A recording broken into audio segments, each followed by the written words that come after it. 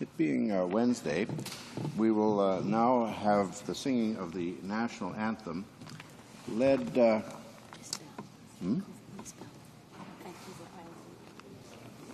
by the honourable member for Vancouver Island North.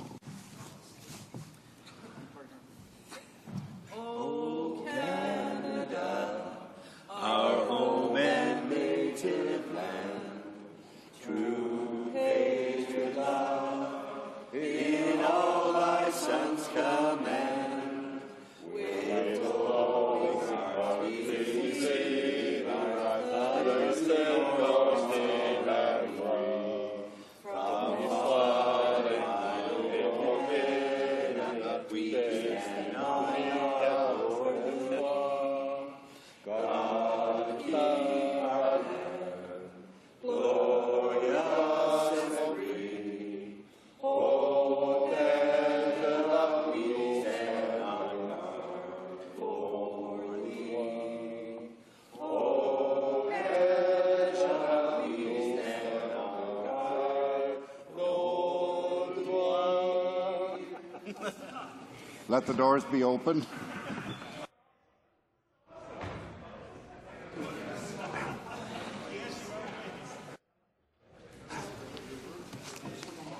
Order.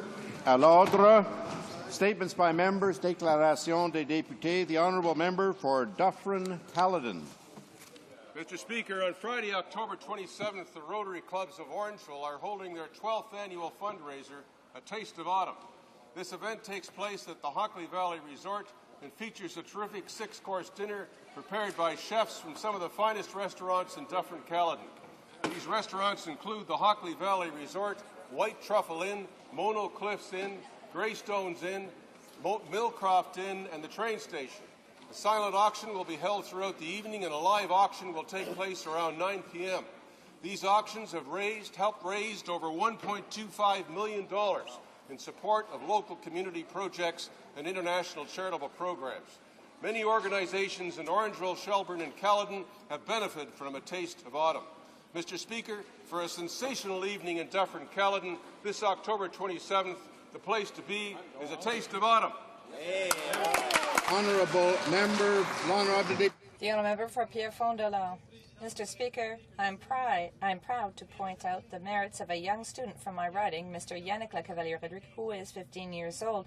Yannick is an exemplary and brilliant student and who has worked hard to succeed and develop his potential. He was selected as the only Canadian participant for the 2006 edition of Pacific Rim International Camp, which was held in Japan last August. Indeed, one teenager for every 11 countries represented for this camp were chosen, and Yannick was selected for Canada.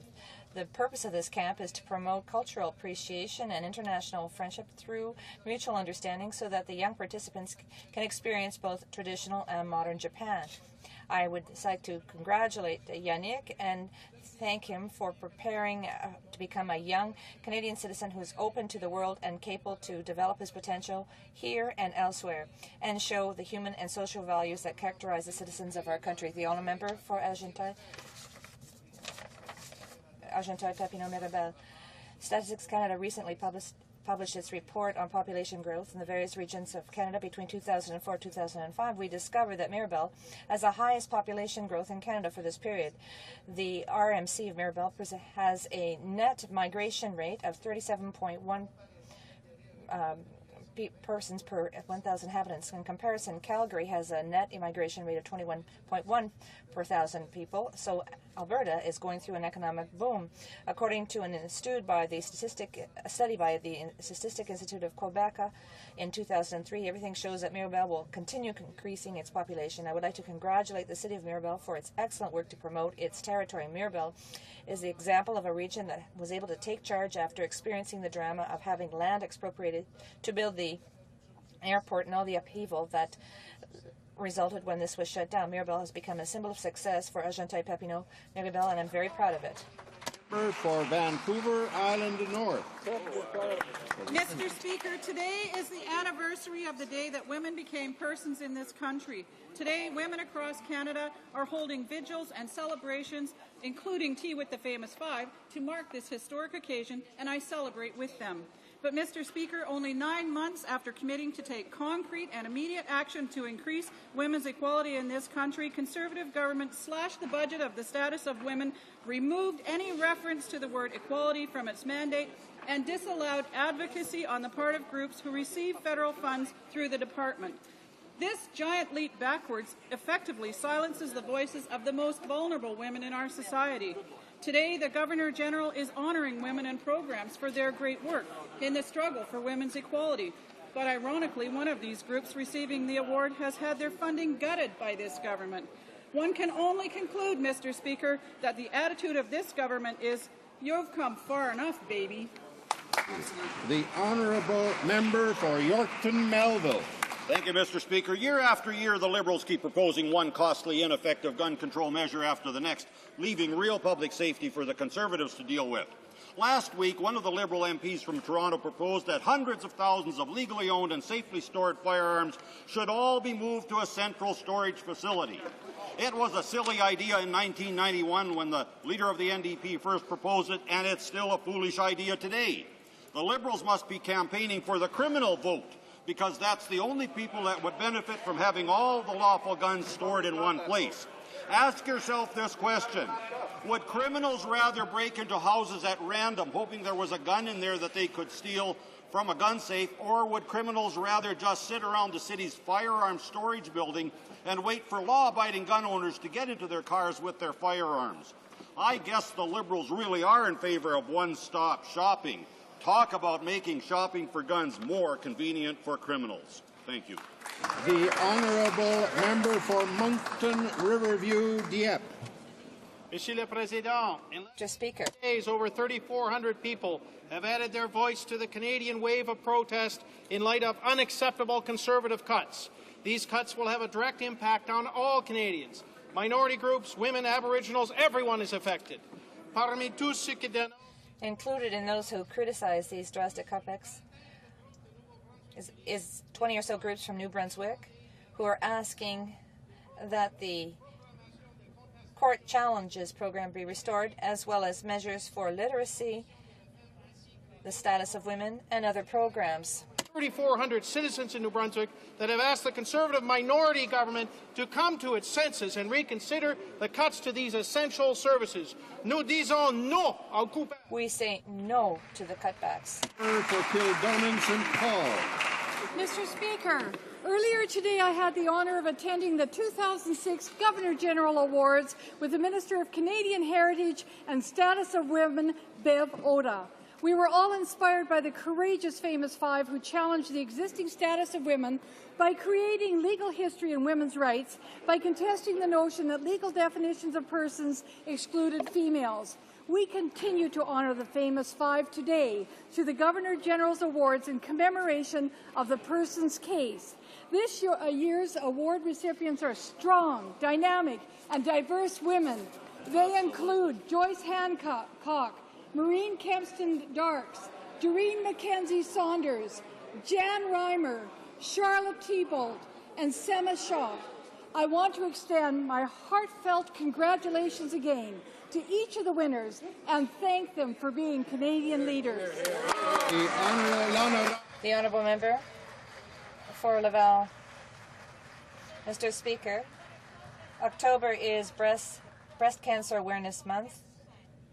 This type of cancer is the primary cause of cancer in women. In 2006, 22,000 women will be diagnosed, an increase of nearly 400 cases compared with 2005.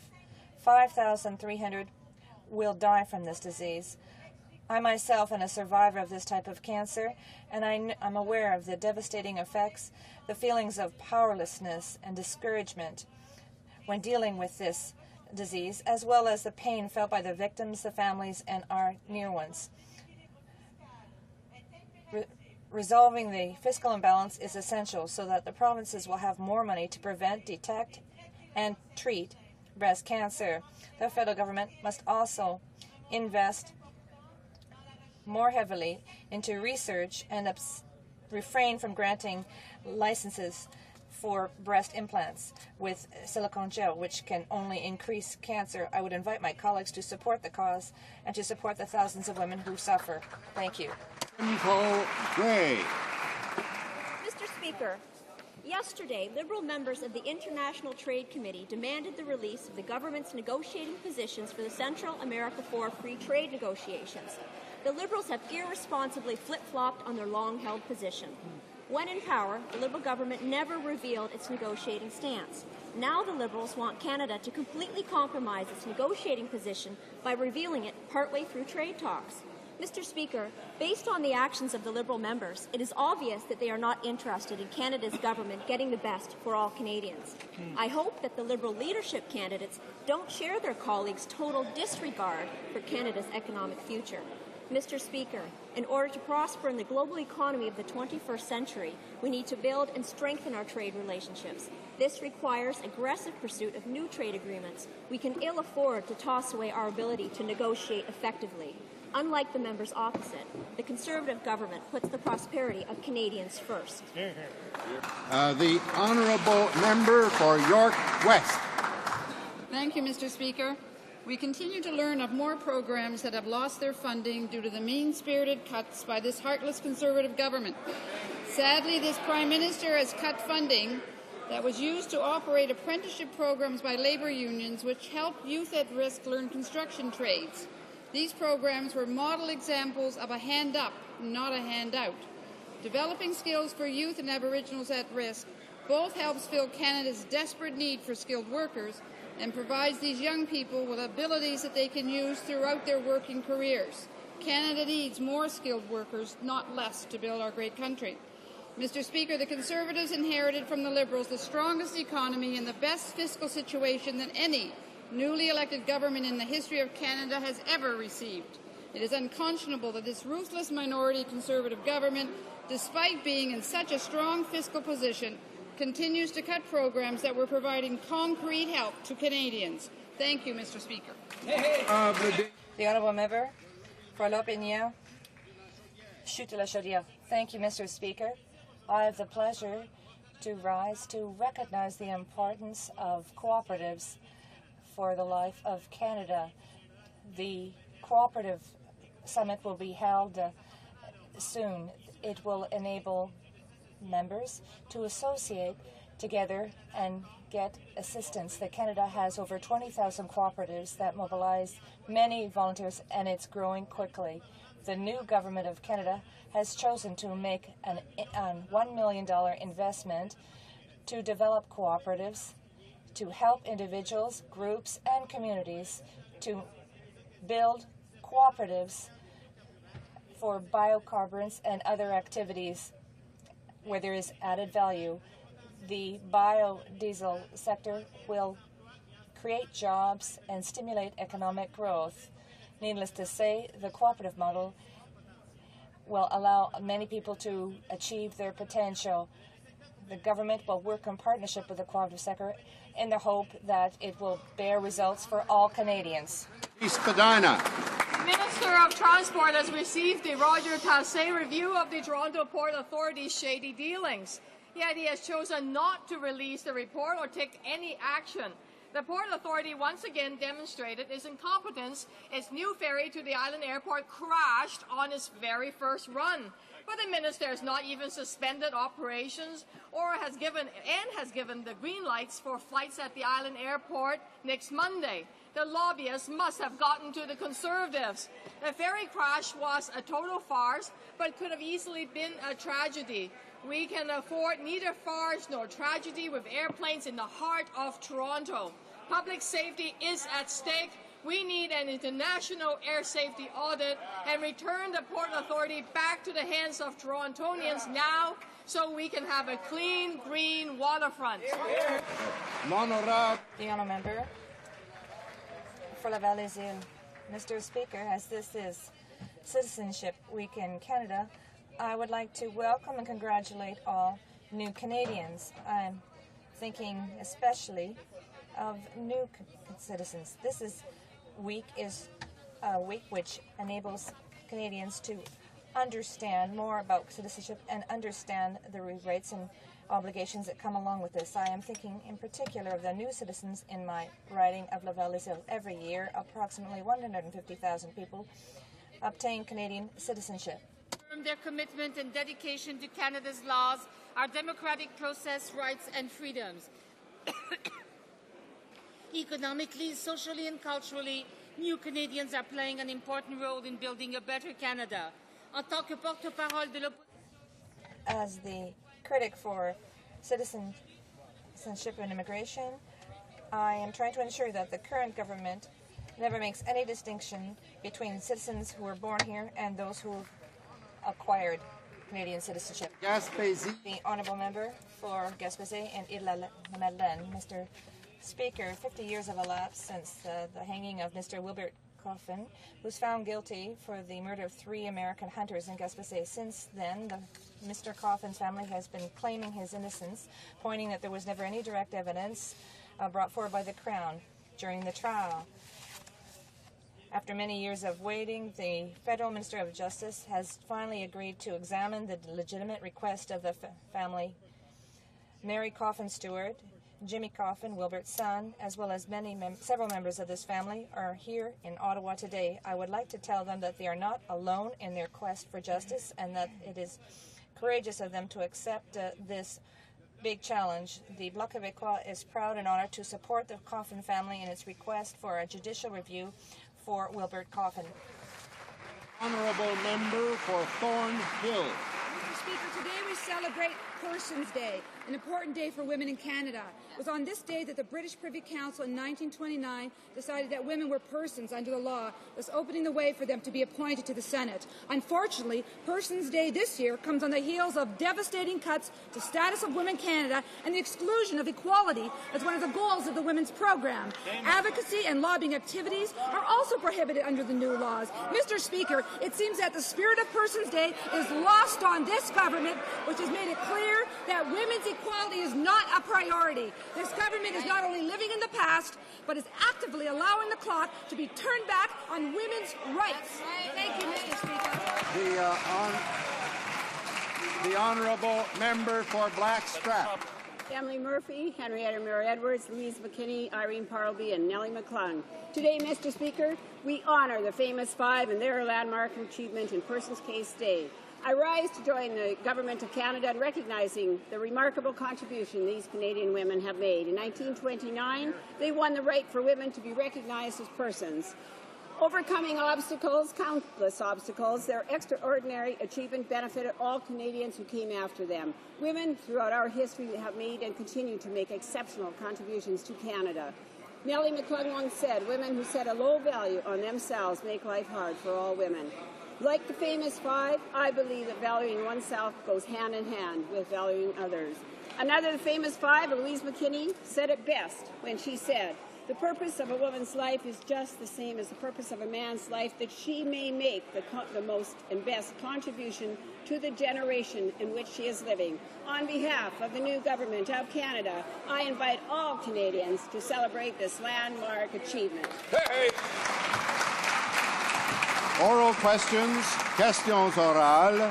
The Honourable, the Leader of the Opposition.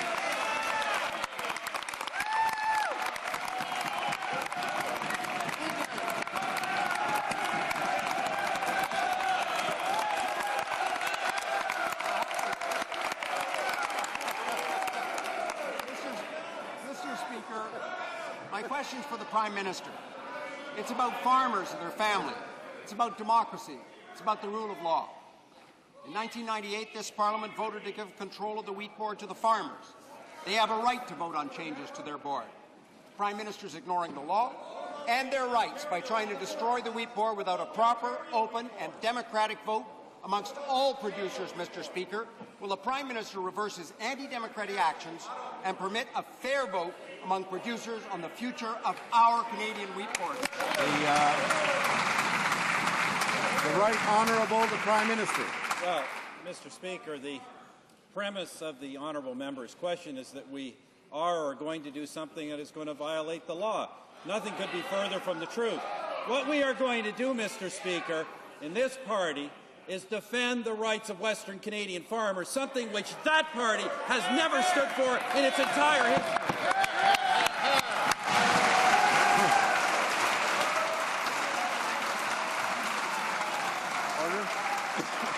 The Honourable, the Leader of the Opposition. False bravado. Well, Mr. Speaker, as one Conservative member of this House learned today, this Prime Minister just can't cope with anyone who disagrees with him, constructively or not.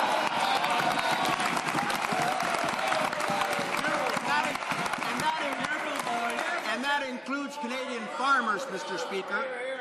Will the Prime Minister stop the gag orders on anyone on the wheat board who disagrees with him? Will he stop trying to cook the voters' list? Will he allow farmers to vote who don't share his ideology?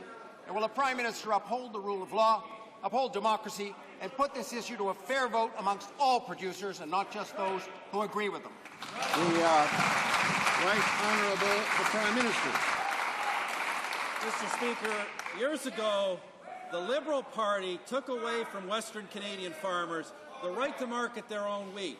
Then a leader of the Liberal Party came along, having monopolized that privilege, and said, "Why should we sell your wheat for you?" Well, we are going to make sure in this party that our farmers are never subject to that kind of arbitrary behavior by a future Liberal government.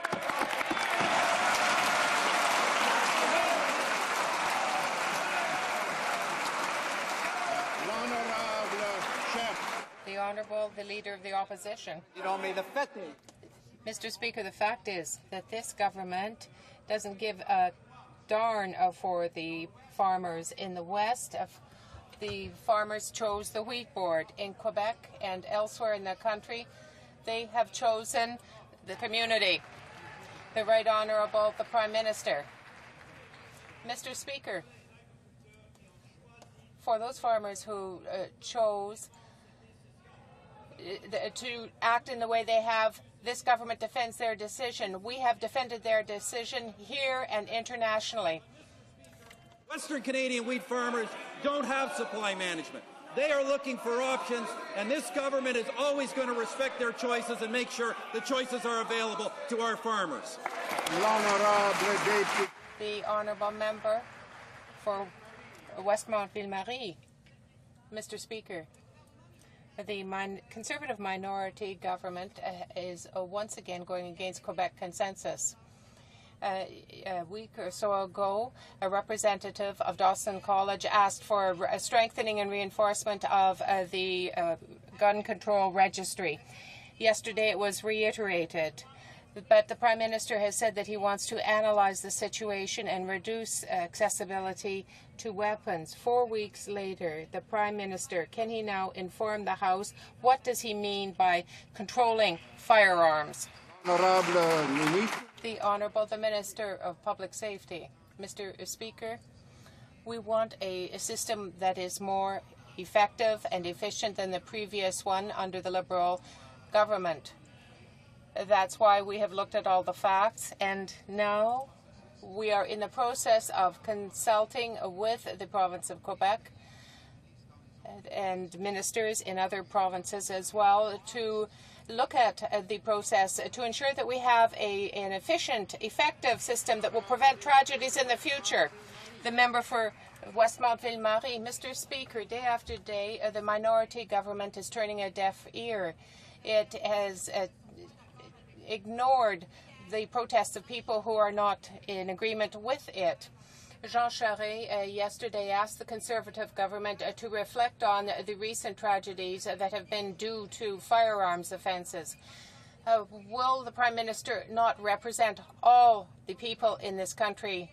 Will he stop weakening gun control? Will he respect the choice of Quebecers?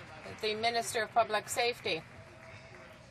Mr. Speaker, I said that we are in the process of strengthening and improving the whole process surrounding the firearms. It has not been acceptable in the past, and that is why we are speaking to the Quebec ministers. We want to reflect upon the comments that were made by the Premier of Quebec, Mr. Charest. We want to have a system that is efficient, effective, and which will protect all citizens. The Honourable Member for Laurier-Sainte-Marie. Mr. Speaker, the government committed in the speech from the throne and in the budget to put in place income support systems for older workers. The government said that it would proceed with a feasibility study on assistance measures for workers. Yesterday, the government brought in an aid plan that has no income support and which once again seems to be basing itself upon a feasibility study. How can this be explained? The government has done nothing. It has delivered nothing. All it's going to give older workers is some programs to find other jobs through training. The Prime Minister, I certainly cannot accept the premise of the leader of the Bloc Québécois. This government is working with the provinces. We have put in $100 million for older workers. This is a promise that was made in the budget. This is a promise that has been kept.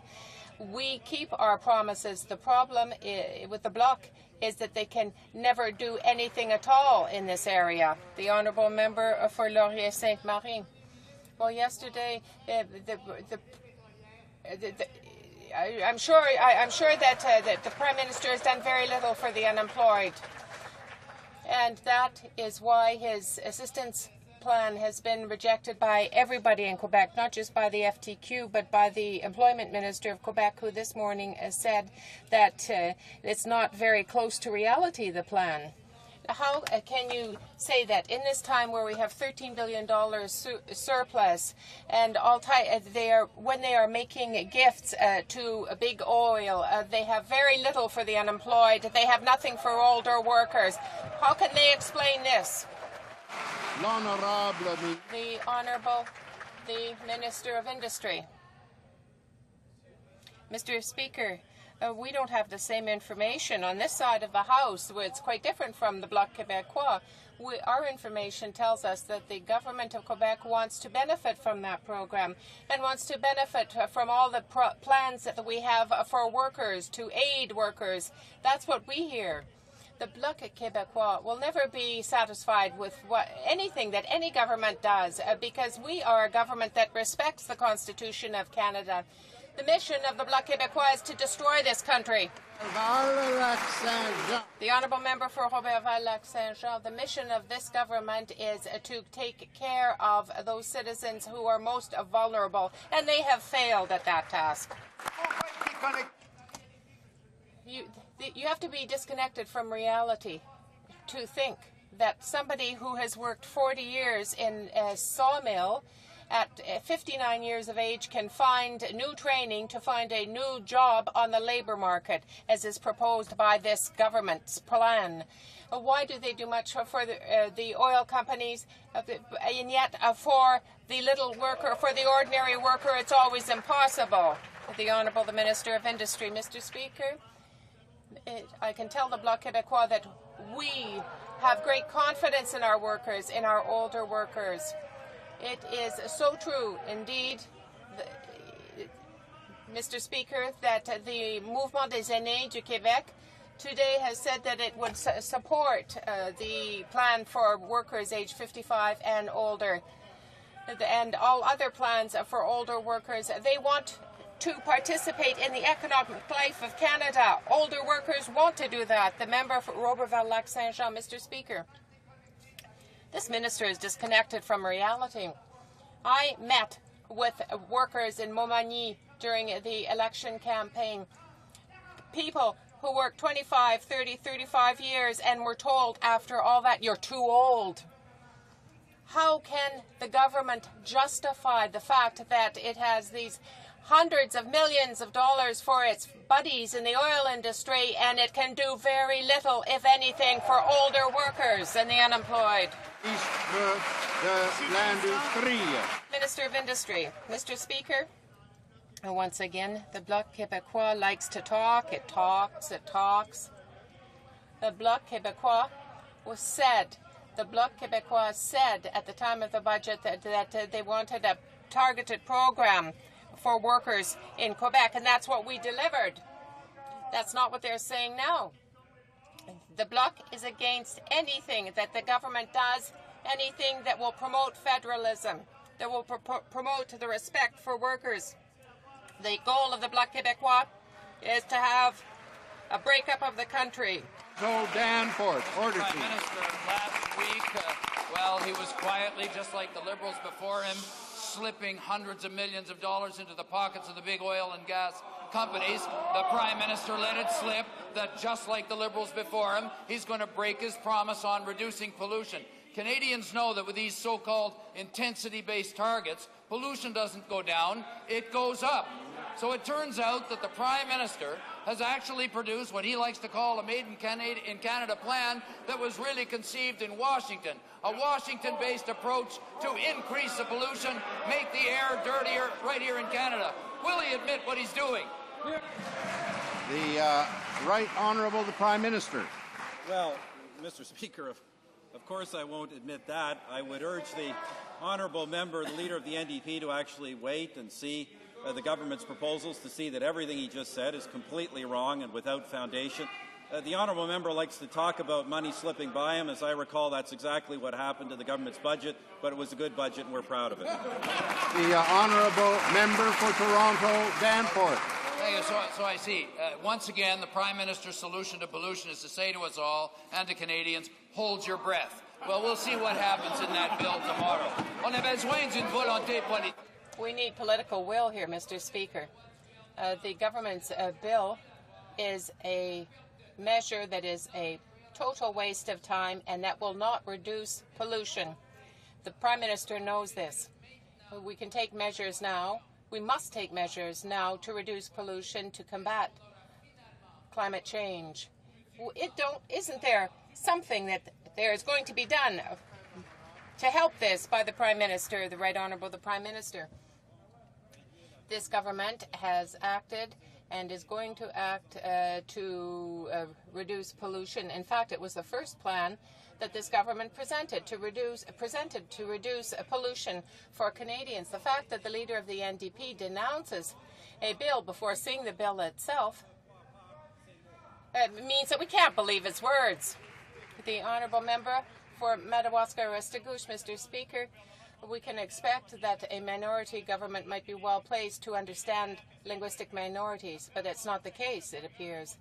After cancelling the Court Challenges program that so affects the Francophone language communities, does the minister not understand that it is at the level of communities that action is needed, and that goes through maintaining communities' rights? The Minister of International Cooperation, Mr. Speaker, it's very important to understand everything I said. If the honourable member had taken the time to read the transcript of what I said, he would have seen that I was referring to our government's plan to do a great deal to ensure the further flourishing of linguistic communities. Between 1993 and 2005, that government across the way, when it was in power, cut $100 million from their budget. Order, please. The minister didn't meet with the mayors at the municipality of Francophone mayors in New Brunswick, nor with the Acadian mayors and their association. How can she say that she is going to do something if she is not going to ask for the maintenance of the Court Challenges program? That is what they were seeking. What is the minister for? She is supposed to be representing the linguistic minorities in this country, and they all say they want the Court Challenges program. The minister. This is what our government has done and what I've done myself in a few months. I have signed quite a number of agreements. Agreements to provide services of some $24 million. Agreements with the municipalities. Agreements in cooperation with my colleague to deal with immigration concerns, and that is what we have done. Order, please. Order. I can hardly hear a word the minister saying. There is continual yelling. She has another 15 seconds. We'll have some order. The Honourable Minister. The Honourable, the Minister of Official Languages. Mr. Speaker, we've done a great deal, and thank you. I hadn't finished. Last week, I announced there will be a grant of monies given to the Canadian Federation, and also monies given to the.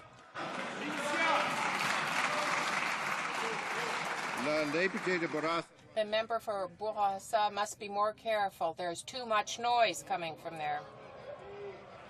The honourable member for Quebec. Honorable député.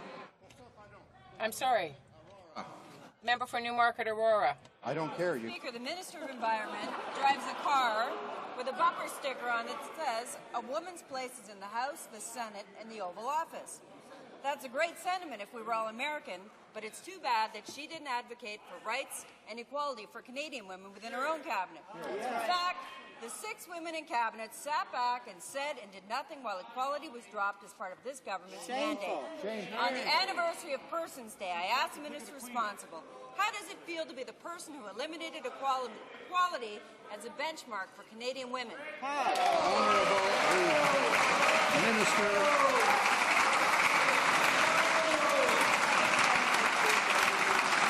The Honourable the Minister of Canadian Heritage. Order. Mr. Speaker, this government is a government that's made up of caucus members that understands that not all women have the equal opportunity, and therefore we will address that. This government did not cut, as the previous Liberal government did, the women's program budget 3 times in the last decade, and this government does not have a caucus that has boys' weekends to make up their policies. The honourable member for Newmarket Aurora. Shame on you. Mr. Speaker, I think that answer does not satisfy Canadian women. On a day that we should be celebrating progress in the area of women's rights, there's a black cloud over it because this government doesn't believe in women's equality and doesn't even want to hear their progressive voices. The CETA minister and the minister responsible for the status of women apparently share the views that minority rights don't deserve protection. Will the minister send a strong signal to Canadian women on this very important day and reverse her decision to cut equality from the mandate of the status of women? The Honourable the Minister of Canadian Heritage.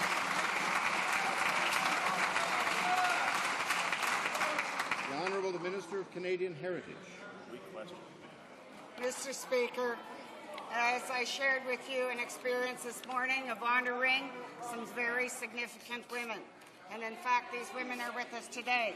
But I would suggest that the member opposite, who had the opportunities, as one time being recognized as the most powerful businesswomen in Canada, did very little about it, and consequently when we look at her board of Magna, there is no female representation on that board.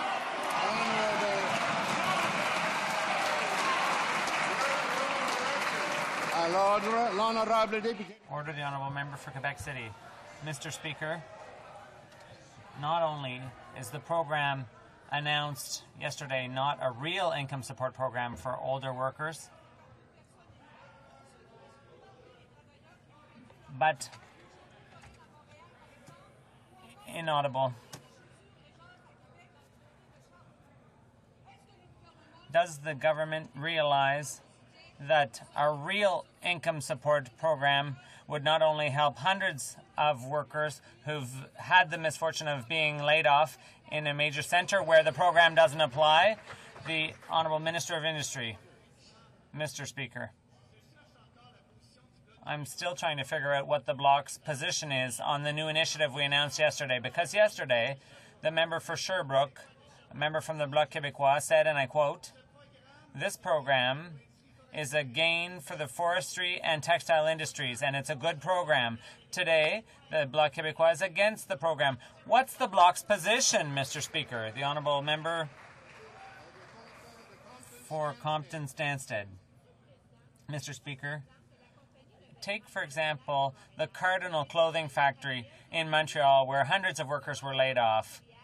They're good sewers, seamstresses that are 55 and over. Many of them are immigrants that only have a sketchy knowledge of French or English and limited education.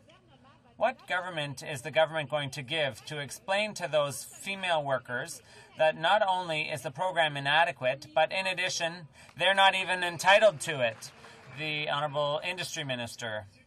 Mr. Speaker, that's a misunderstanding of the program we announced yesterday because it's quite straightforward. The only criteria, we were called upon to create a program for older workers in the regions, and that's what we did. There are two criteria. You have to be 55 or over and live in a region in difficulty. All the other criteria will be discussed in cooperation with the provinces, including Quebec. The government of Quebec will decide which communities are going to benefit from this program, Mr. Speaker. We believe in the provinces, unlike the Bloc Québécois, Mr. Speaker. The Honourable Member for Beauharnois-Salaberry. Mr. Speaker, the program announced yesterday will be of no use to truly help workers. The minister is under an illusion. When you're over 55 and you've spent most of your life in a textile plant, it's virtually impossible. The Minister of International Cooperation may listen to the workers, but she doesn't look behind, she only looks forward, and it doesn't change their reality. Does the minister realize that losing your job after spending 40 years at the same company without a degree or diploma, all you have ahead of you is often the Honourable Minister of Industry? Mr. Speaker, the Bloc Québécois keeps saying that people 55 and over can no longer contribute to Canadian society. That's not what the seniors movement in Quebec has said. They say that those people can participate in society, and I have confidence in those people, in those individuals, and I'm sure that people over 55 deserve to work, and they deserve our support. The Honourable Member for Haute-Gaspésie, la Métis Matane-Matapédia. Thank you, Mr. Speaker. Many of the workers who've been laid off are in regions that depend on a single industry. For example, forestry, fisheries, and mines. Given that, retraining is difficult, if not impossible. Does the Minister of Resources, can the minister tell people in the Gaspé who've recently lost their jobs how this program is going to help them retrain? And in what field, Minister? The Honourable Minister of Industry. What we're saying today to all senior workers, including those from the Gaspé, is that we've set up a program in cooperation with the province of Quebec. We're going to respect the priorities of Quebec. They'll decide which communities are going to benefit from the program, Mr. Speaker. Buena Vista, Gander, Grand Falls, Windsor. Mr. Speaker, when the Minister of Fisheries was the fisheries critic, he said in this House, quote, "The department has been asked to find up to $20 million. This means devastating cuts," he said. "Government cannot giveth and then taketh away," he said. Well, the departmental estimates now prove he is cutting $100 million, affecting 200 jobs in fisheries. Why won't the minister use this money to give instead of taking away? The Honourable, the Minister of Fisheries and Oceans. Order. Order. Mr. Speaker, the honourable member should know, does know that he shouldn't be reading NDP published press releases, because what he's talking about are interim figures that are tabled that have no reality to the budget that will be presented next spring. Our budget will not be cut, Mr. Speaker. We're in the process of helping people, not hurting them. They had enough of that in years past. The Honourable Member for Buena Vista, Gander, Grand Falls, Windsor. Mr. Speaker, there is a fish off the Atlantic coast called the flounder. Now, it's kind of a flat fish, you see, and when it swims, and when it sees trouble, it flips, it flops, and it swims in the opposite direction. So, that being said,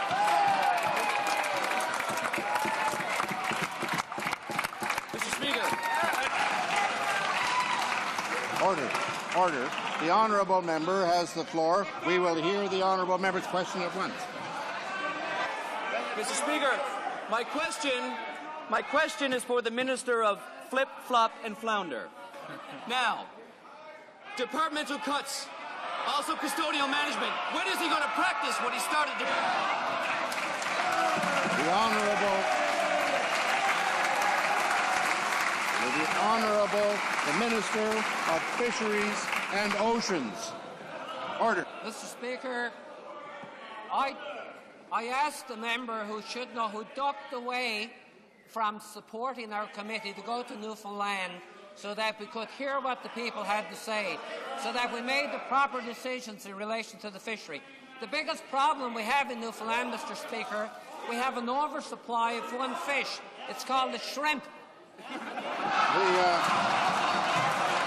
honourable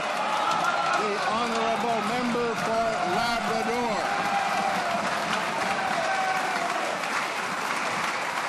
Order, the honourable member for Labrador. Mr. Speaker. Mr. Speaker.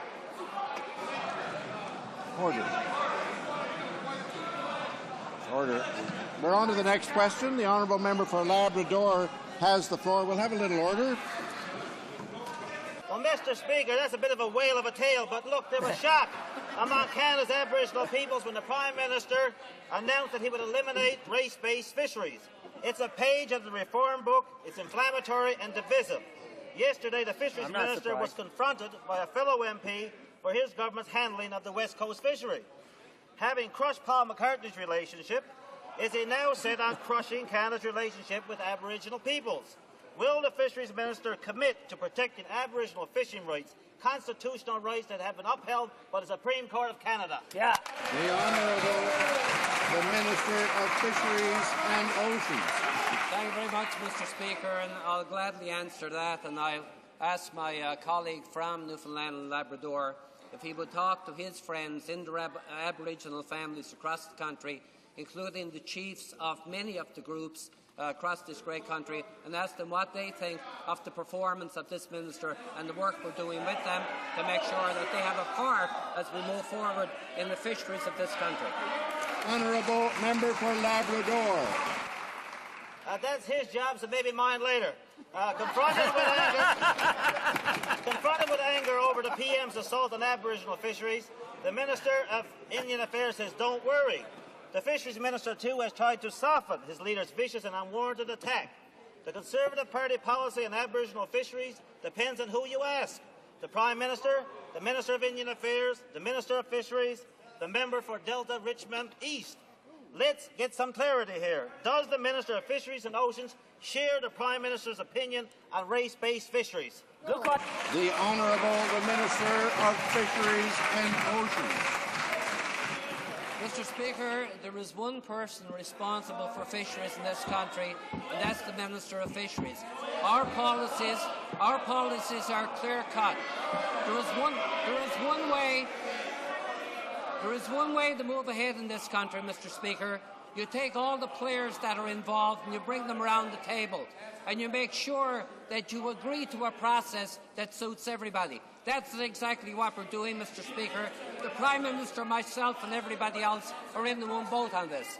The Honourable Member for Burlington. Thank you, Mr. Speaker. My question is for the Minister of Transport, Infrastructure and Communities with regards to the Toronto Port Authority. Can the Minister inform this House on the status of the review by Mr. Roger Tassé that this new government has commissioned? Honourable the Minister of Transport. Mr. Speaker, I'm pleased to report to this House and all the members that on October 16th, Mr. Tassé submitted his report on the findings of the Toronto Port Authority. And on behalf of the government, I would like to thank Mr. Tassé for his extensive work in preparing this report. I will be reviewing the report, and on completion of this review, I will be in a position to comment more fully. Mr. Speaker, I can assure all Canadians that this government is open, accountable and transparent, and will therefore make this report public once I have reviewed the findings thoroughly. The Honourable Député. The Honourable Member for Acadie-Bathurst. Thank you, Mr. Speaker. Unemployed workers have marched from Montreal to Ottawa to condemn the EI program and Conservative inaction. After years of Liberal and Conservative government, the situation's worse than ever. At the expense of workers, the government has racked up surpluses.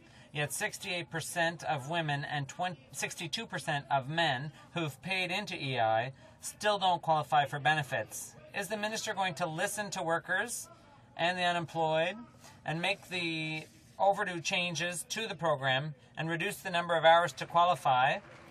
The Honourable Minister of Social Development. I'd like to thank the Honourable Member for all the work that he's done on this issue. As he knows, employment insurance is extremely broad, extremely complex, and any changes that are to be made, we have to make sure that they don't affect some other part of EI in an adverse way.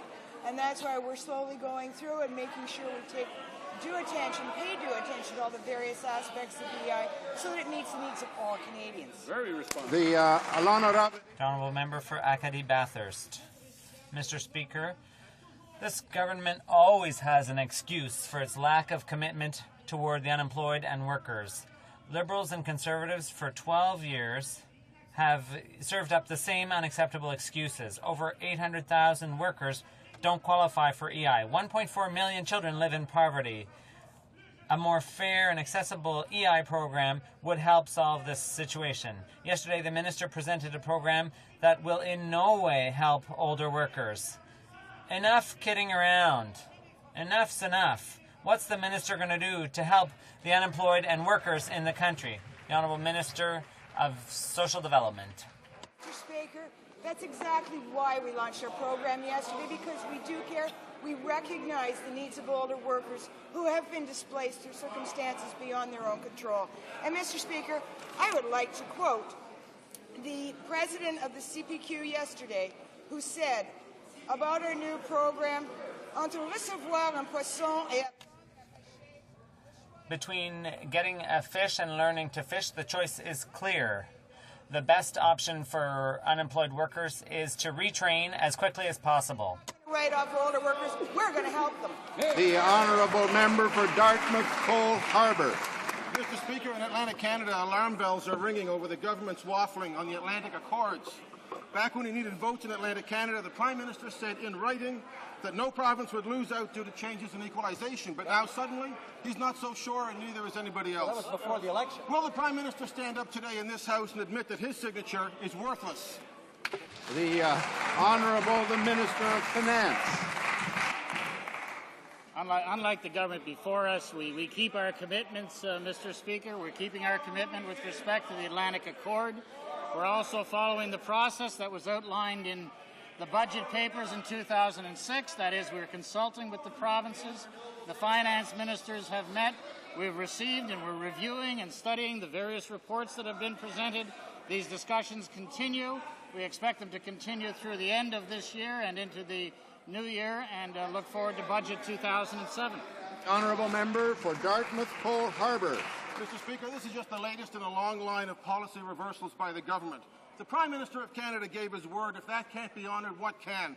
The government recently re-announced the Liberal Pacific Gateway Plan. They even used the same minister we did.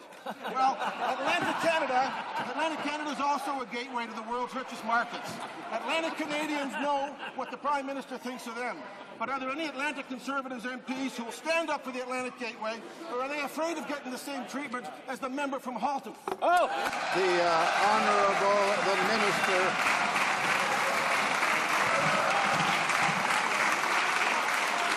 Order. The Honourable the Minister of Transport. Order.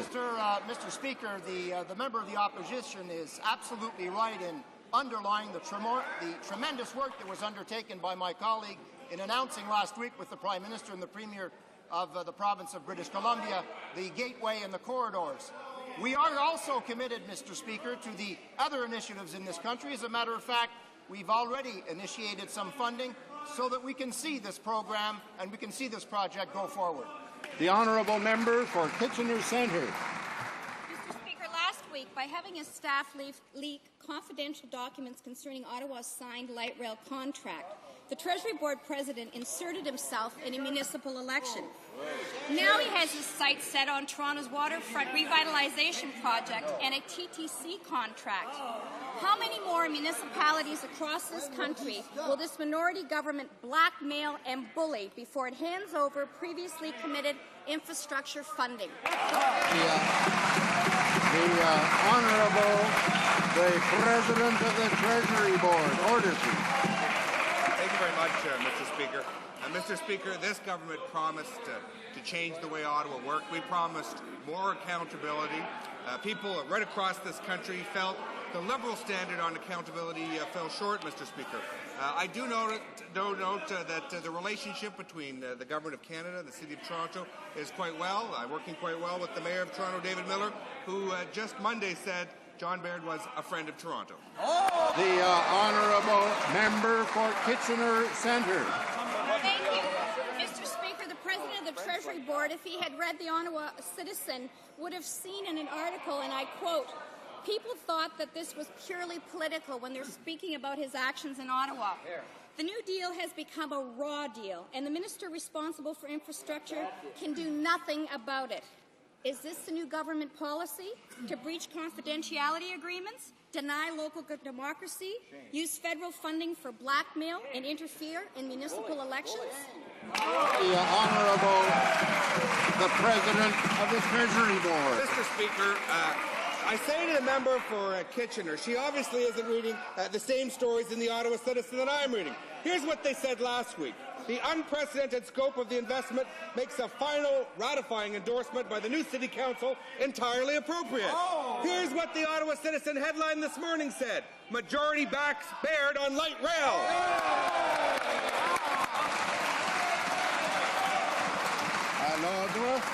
Order, the Honourable Member for Chambly-Bordua. Thank you, Mr. Speaker. Instead of using the $13 billion surplus, of which $2 billion came from the EI fund, to truly overhaul EI, the government preferred to spend it all on the debt. How can the government justify that to the unemployed, who today are ending a long march to Parliament Hill, that the government prefers to use that money to give a generous gift to its oil company friends rather than to truly reform the EI system? The Honourable Minister of Social Development. Mr. Speaker, the Honourable Member knows that any surpluses in the EI account go to general revenue. Those are shared by all Canadians. The benefits of that go to help all Canadians, not just those unemployed, but to help create new jobs in this country. Mr. Speaker, that's important to keep our country going and growing.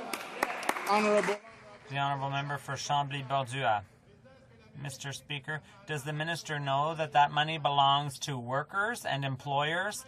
The government's attitude is incomprehensible. They reduced the premium rate to help those that already are working, but did nothing to help those who really need help, the people the fund exists for, i.e. the unemployed. If the government is so short of ideas, is it at least willing to vote in favour of the two bills tabled by the Bloc Québécois, one to improve the EI plan, and the second to create an independent EI fund, Mr. Speaker? The Honourable Minister of Social Development. Mr. Speaker, we're, of course, reviewing as a new government every program in every department. But, Mr. Speaker, what we have to recognize here is that Canada's registered almost record low unemployment rates. 6.4% last month, Mr. Speaker. That's a miraculous achievement. We have to focus on getting more people prepared and skilled and into the workforce. That's what we have to do. That's what we're focusing on.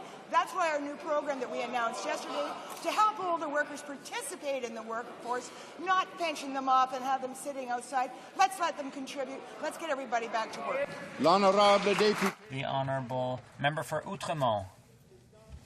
Mr. Speaker, the questions for the Minister of Industry. Why is he trying to hide behind the government of Quebec when Minister Michel Fourchel stated that he was disappointed with the program because it didn't at all meet the expectations of workers? It penalized Montreal and Quebec City.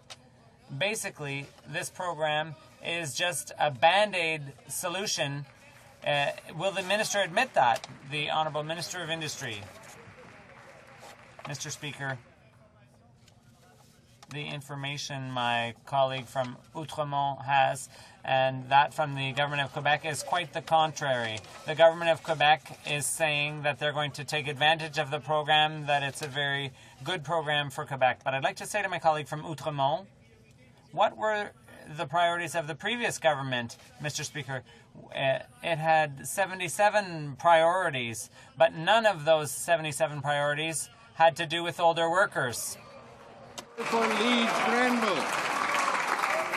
Mr. Speaker, it's reported that Chinese border guards fired on a group of about 70 unarmed Tibetans who were attempting to cross the border from China into Nepal. A 17-year-old nun was killed. The guards also reportedly took some Tibetans into custody, mostly children aged 6 to 8. Can the Minister of Foreign Affairs tell the House what representation has been made to the Chinese government and what measures are being taken to have these children returned to their families? Honourable the Minister of Foreign Affairs. I want to say that I share the honourable member's abhorrence and dismay for this terrible incident that happened at the border. Canada strongly condemns this act of violence against unarmed civilians as an egregious violation of human rights. We have formally raised these concerns about the incident. We will follow up further with the Chinese government and intend to reiterate Canada's strong condemnation of this gross human rights violation. We've called upon the Chinese to conduct a full independent investigation and punish those responsible, as well as release the detained Tibetan children immediately to their families and abide by the relevant international obligations, including those under the UN Convention of the Rights of Children. The honourable member for London Fanshawe. Mr. Speaker, today Charlotte Thibault, the Chair of Government Relations for FAFIA, was presented an award by our Governor-General to recognize her work promoting women's rights. The disgraceful irony is that she is honoured and the minister responsible for women has gutted the funding for Thibault's organization. The minister has changed the mandate so that women's organizations will be unable to continue to do their work. Will the minister stand up and defend women in this country and reverse her decision to change the funding mandate? Honourable the Minister of Canadian Heritage. Mr. Speaker, nobody has to talk to me about minority rights. What we are trying to do as a government is to offer opportunities. And unlike the previous Liberal government, this government is taking action. In 9 short months, we are acting on matrimonial property rights for Aboriginal women. We have introduced universal child care benefit. We are going to put forward tougher justice legislation to protect our women. We will no longer treat the women who are victims of human trafficking as criminals. In fact, this is action, and this is what we will deliver to Canadians. Honourable member for London Fanshawe. Mr. Speaker, it is obvious by this minister's non-response that she does not understand her portfolio. By refusing new pay equity legislation and insisting that women have full equality in this country, this minister shows her total ignorance about the needs of women in Canada. She is unable or refuses to stand up for women at the cabinet table. I've asked for this before, and I'm going to ask again, Mr. Speaker, as the minister refuses to protect the mandate for the status of women, will she now do the right thing and resign? Honourable the Minister of Canadian Heritage.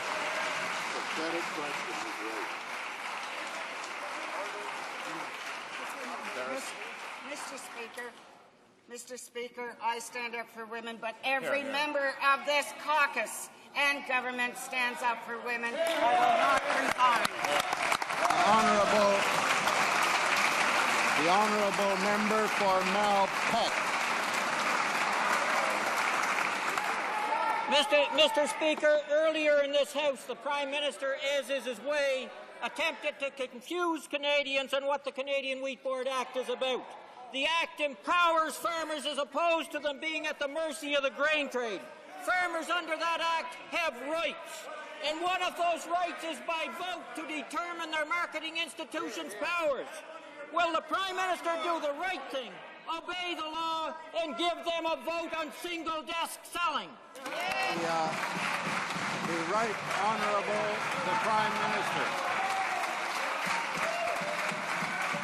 Order. The Right Honourable Prime Minister has the floor. Mr. Speaker, this government will do what farmers have always wanted, which is to have a range of marketing choices, including the wheat board. And I'll tell you, we're never going to be afraid to consult Western farmers, because the last time we did it, like so many times when we've done it in this country, they didn't return a single Liberal MP, and they never will.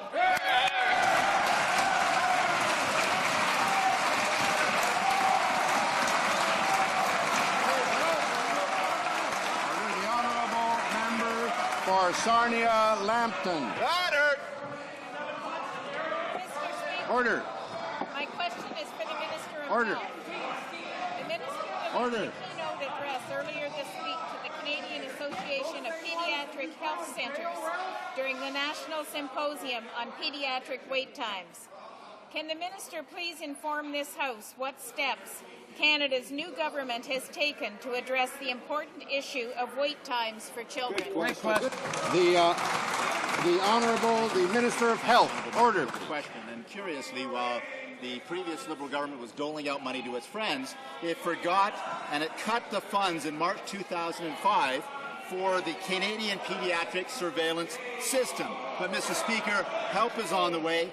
This government in Budget 2006 will provide funding of $400,000 per year for the next 5 years for this important program. Mr. Speaker, this will help our kids. It will help reduce wait times. We are on the side of our patients, and we are on the side of those most special patients, our kids.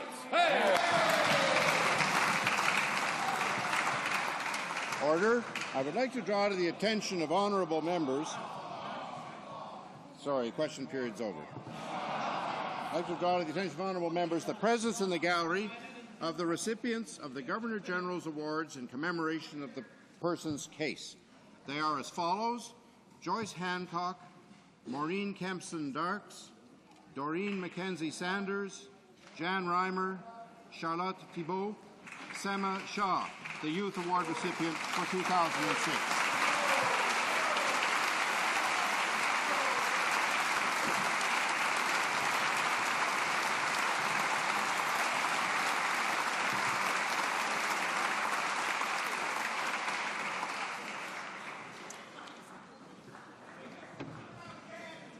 The Honourable, the Government House Leader is rising on a point of order.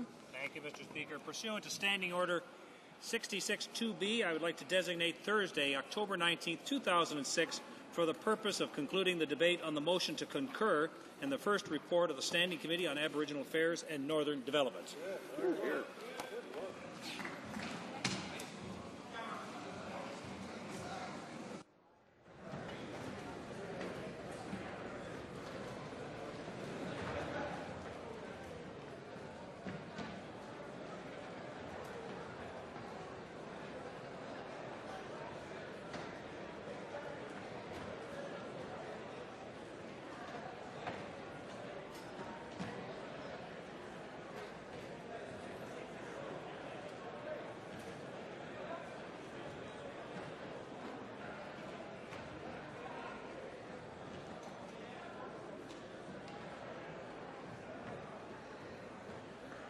Did you want me?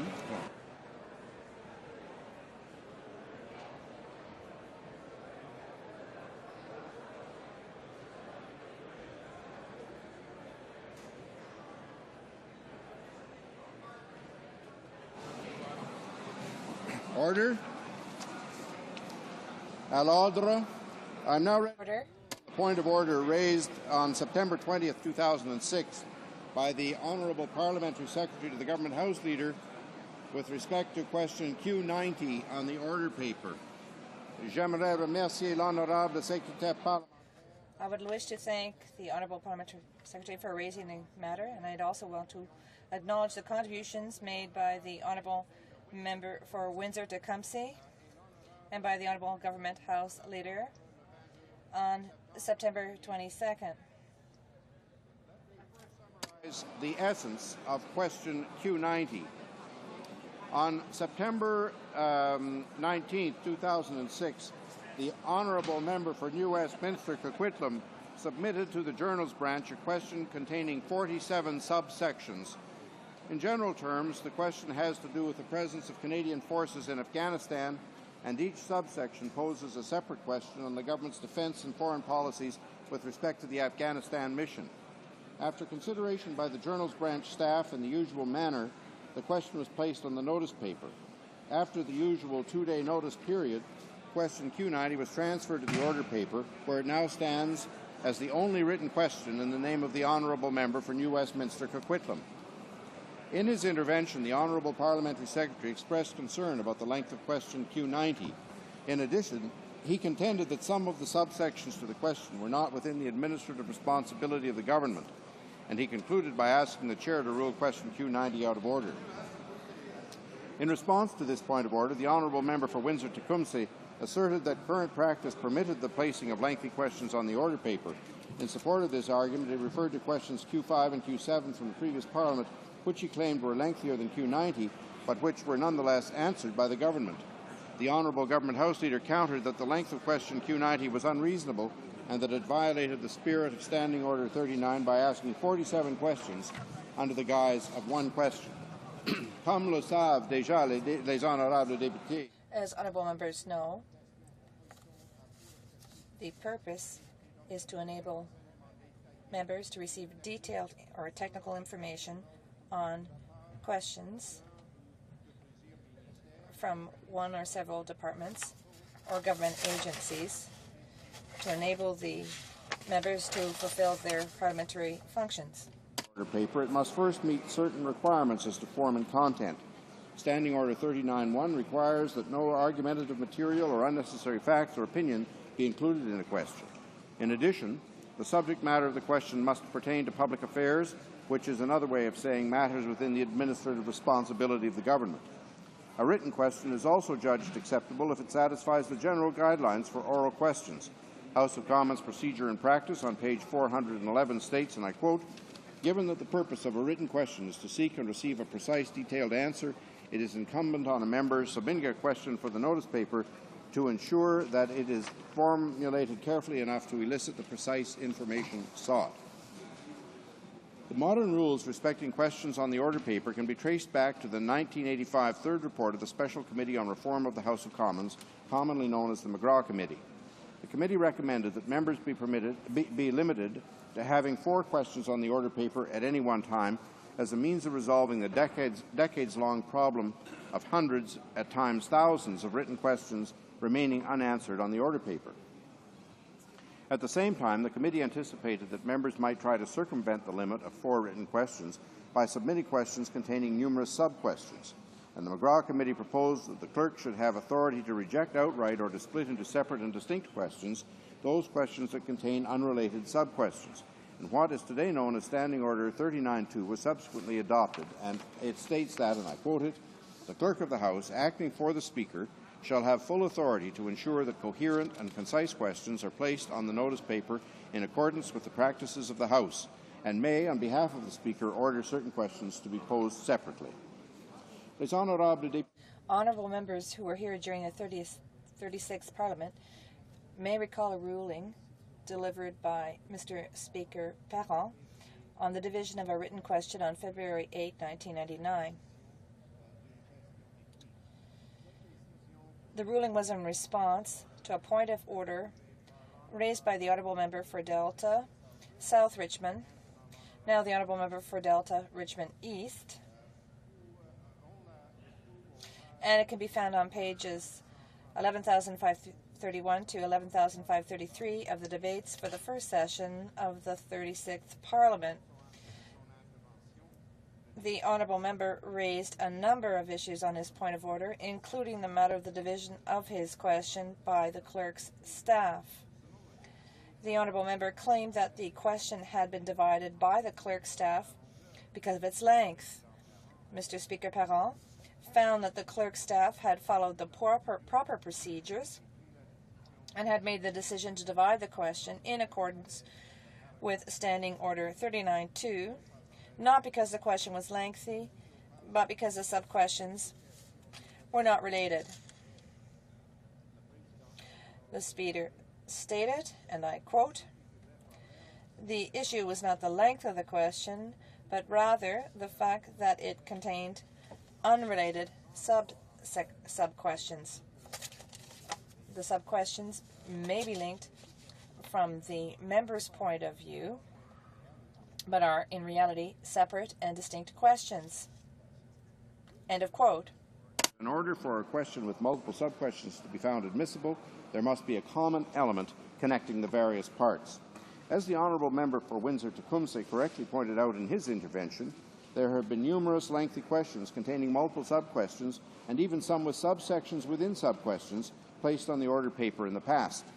These would include, for example, in the 36th Parliament question Q28, Q56, Q91, Q103, Q132, Q138, and Q190, which were judged acceptable and placed on the order paper.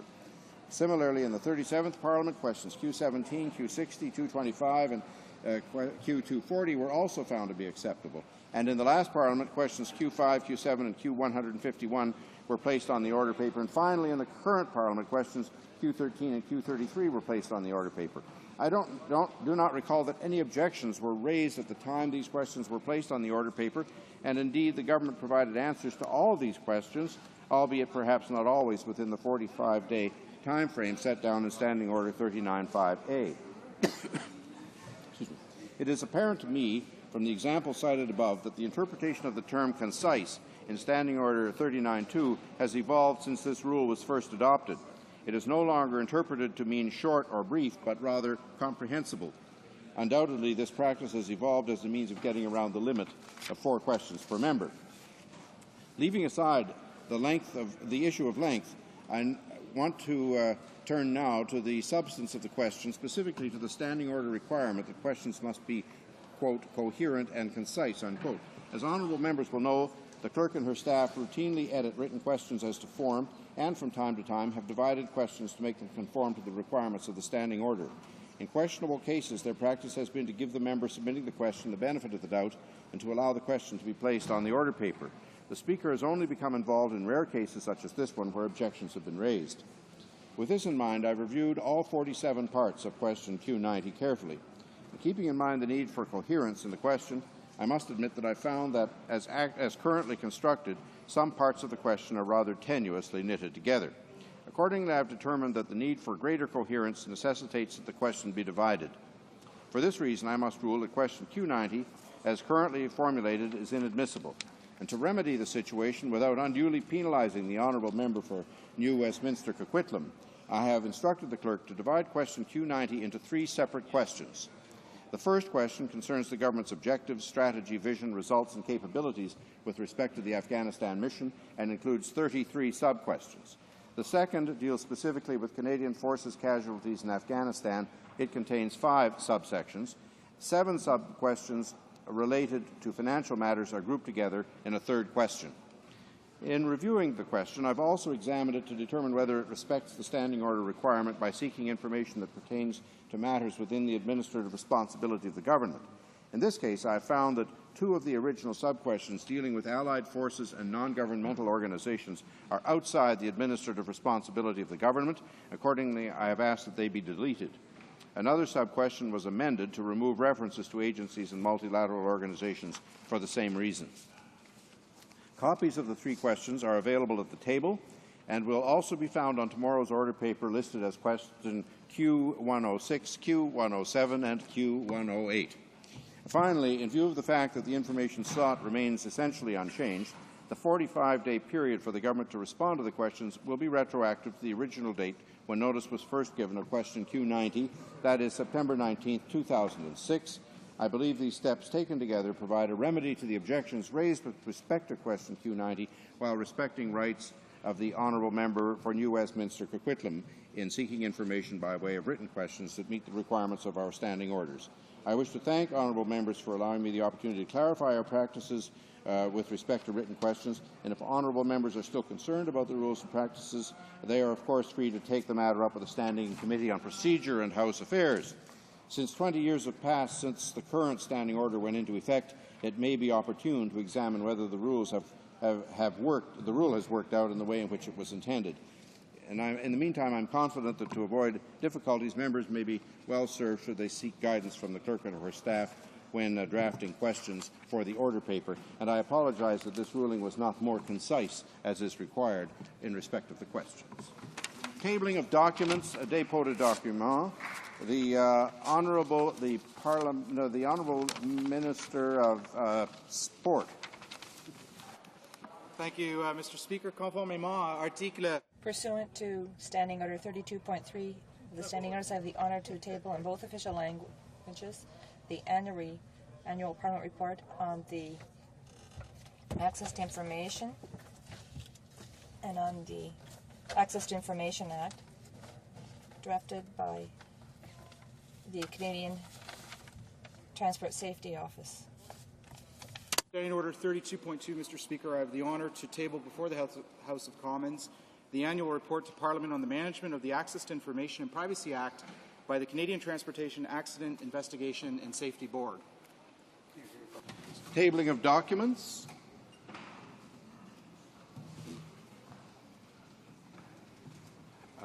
Introduction of government bills. Mr. Flaherty, seconded by Mr. Cannon, moves for leave to introduce a bill entitled A Second Act to implement certain provisions of the budget tabled in Parliament on May 2, 2006. Cette motion est réputée adoptée. This motion is deemed adopted. Seconded by Mr. Cannon, moves that the bill be now read a first time and reprinted. Cette motion est réputée adoptée. This motion is deemed adopted. When shall the bill be read a second time? À la prochaine séance de la Chambre. At the next sitting of the House. Cannon, appuyé par... Mr. Cannon, seconded by Mr. Flaherty, requests permission to table a law. This motion is deemed adopted. Flaherty moves that the bill be now read a first time and be printed. Cette motion est réputée. This motion is deemed adopted. First reading of this bill, première lecture de ce projet de loi. Quand ce projet de... When shall the bill be read a second time? Sitting of the House. Dépôt de projet de loi émanant. Introduction of government bills. Statements by ministers. Rapport de délégation. Reports from interparliamentary delegations. The Honourable Member for Lévis-Bellechasse. Thank you very much, Mr. Speaker. Pursuant to Standing Order 34.1, I have the honour to present to the House in both official languages the report on the Canada-France meeting that was held in France in Touraine from 10 to 17th September 2006. Reports from interparliamentary delegations. The Honourable Member for Cambridge. Thank you, Mr. Speaker. I have the honour to present the 16th report from the Standing Committee on Procedures and House Affairs regarding the membership of committees of the House. If the House gives its consent, I intend to move concurrence in the 16th report later this day. Thank you. Présentation de rapport. Presenting reports from committee. Introduction of private members' bills.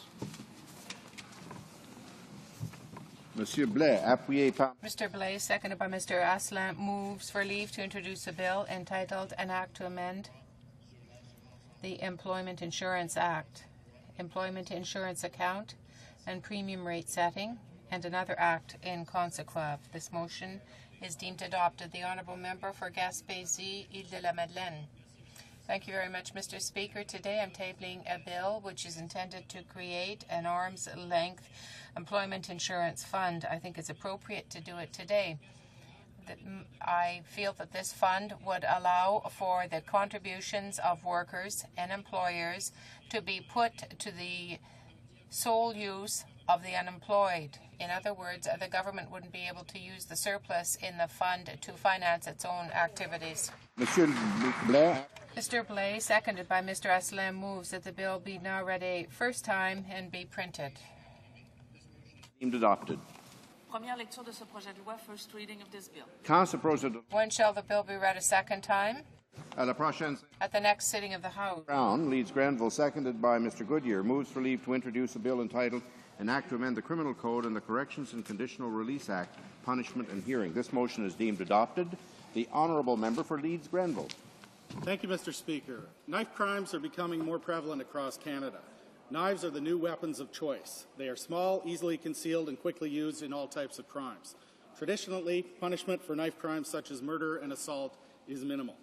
Statistics Canada information for the 5-year period from 2000 through 2004, the latest published, has a category called homicides by method.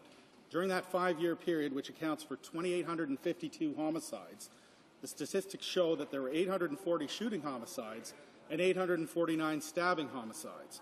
Mr. Speaker, I am introducing a bill today to address this issue. This bill assigns mandatory minimum sentences to certain offences committed with a concealed weapon. It also ensures victims and victims' families' interests are taken into account during the conditional release process, and that only the actual time spent in pretrial custody is credited towards the term of imprisonment. I'm introducing this bill for Andy Moffat, a young man from my riding who was killed with a knife in 1998. I introduced a similar bill in the 38th Parliament, and it was known as Bill C-393. I'm seeking unanimous consent of this House today to number this bill C-393. Thank you, Mr. Speaker. Mr. Brown, Leach Granville, seconded by Mr. Goodyear, moves that the bill be now read a first time and be printed. This motion is deemed adopted. First reading of this bill, première lecture de ce projet de loi. When shall the bill be read a second time? À la prochaine séance de la Chambre. Next sitting of the House. Give its consent that the bill be numbered Bill C-393. Agreed? Agreed and so ordered. Mr. Zed, seconded by Mr. Easter, moves for leave to introduce a bill entitled An Act to Amend the Fisheries Act, Deposit of Sewage. This motion is deemed adopted. The honourable member for St. John. Thank you, Mr. Speaker. I'm pleased to rise in the House today to introduce a bill that is critically important to both my riding of St. John and also for other communities across Canada. This bill prohibits the deposit of untreated sewage in Canadian waters. It allows for the Governor in Council to prescribe by regulation how sewage must be treated and the standards that it must meet before it can be deposited in those waters. Every day in my riding of St. John, more than 16 million litres of raw untreated sewage flows into the harbour. In Greater Victoria, 127 million litres of liquid sewage is dumped into the ocean daily. In St. John's, Newfoundland, it's 120 million litres. In Halifax, it's 180 million litres. It's a serious national problem, and it's a major public health issue. The dumping of untreated sewage is an unacceptable practice, and we have to stop using our oceans as a toilet. Our children deserve clean water. The bill ensures that the Government of Canada takes responsibility to restrict the dumping of untreated sewage into waterways that creates a harmful effect on communities, the fishery, and the coastal environment. Bravo. Mr. Zed, seconded by Mr. Easter, moves that the bill be now read a first time and be printed. This motion is deemed adopted.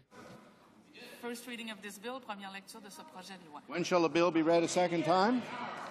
The next sitting of the House.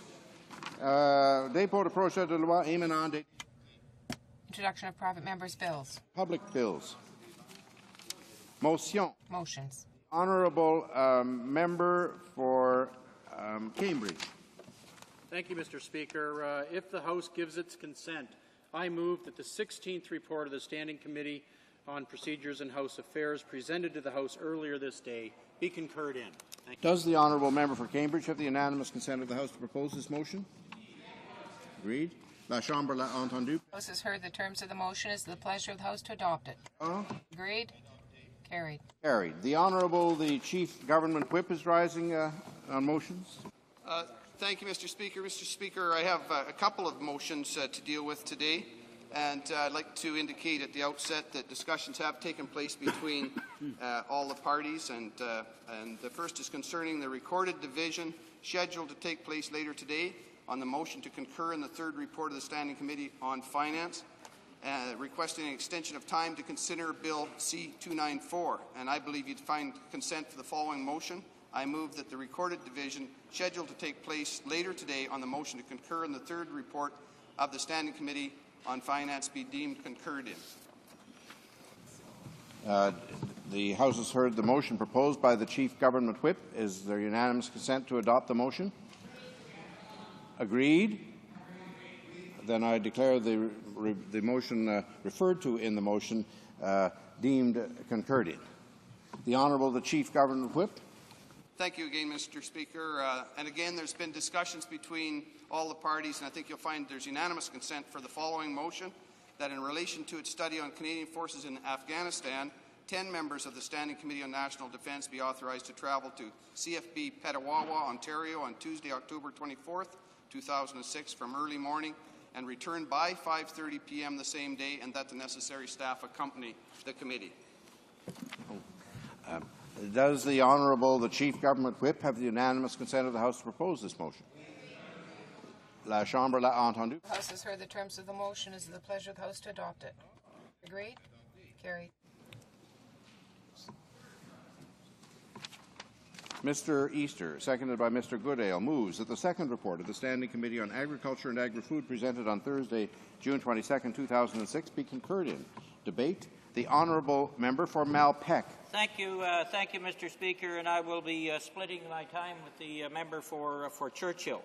I'm pleased to stand in support of the second report of the Standing Committee on Agriculture and Agri-Food, Mr. Speaker, which has the following as its report, and I quote, that the government, prior to any legislative or regulatory action affecting the mandate of the Canadian Wheat Board as it is currently constituted under the Canadian Wheat Board Act, submit through plebiscite to all those eligible to vote in Canadian Wheat Board elections a clear and direct question asking whether those eligible to vote support or oppose the single-desk selling provisions of the Canadian Wheat Board. Mr. Speaker, the motion is really put, and we put it today, because of the tactics used by the Conservative government. Mr. Speaker, these tactics that have been taking place in a Canadian democracy are almost, in fact, they are shameful, Mr. Speaker.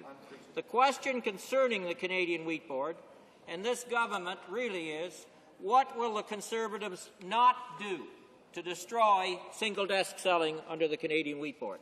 What will they not do to take power away from primary producers and give that power to the international grain trade? What will they not do to tear down a marketing institution that has become renowned around the world for how it maximizes returns back to primary producers? What will the Conservative government not do in terms of catering to their American friends in the grain trade who have challenged the Canadian Wheat Board 11 times and have lost every time under international trade law?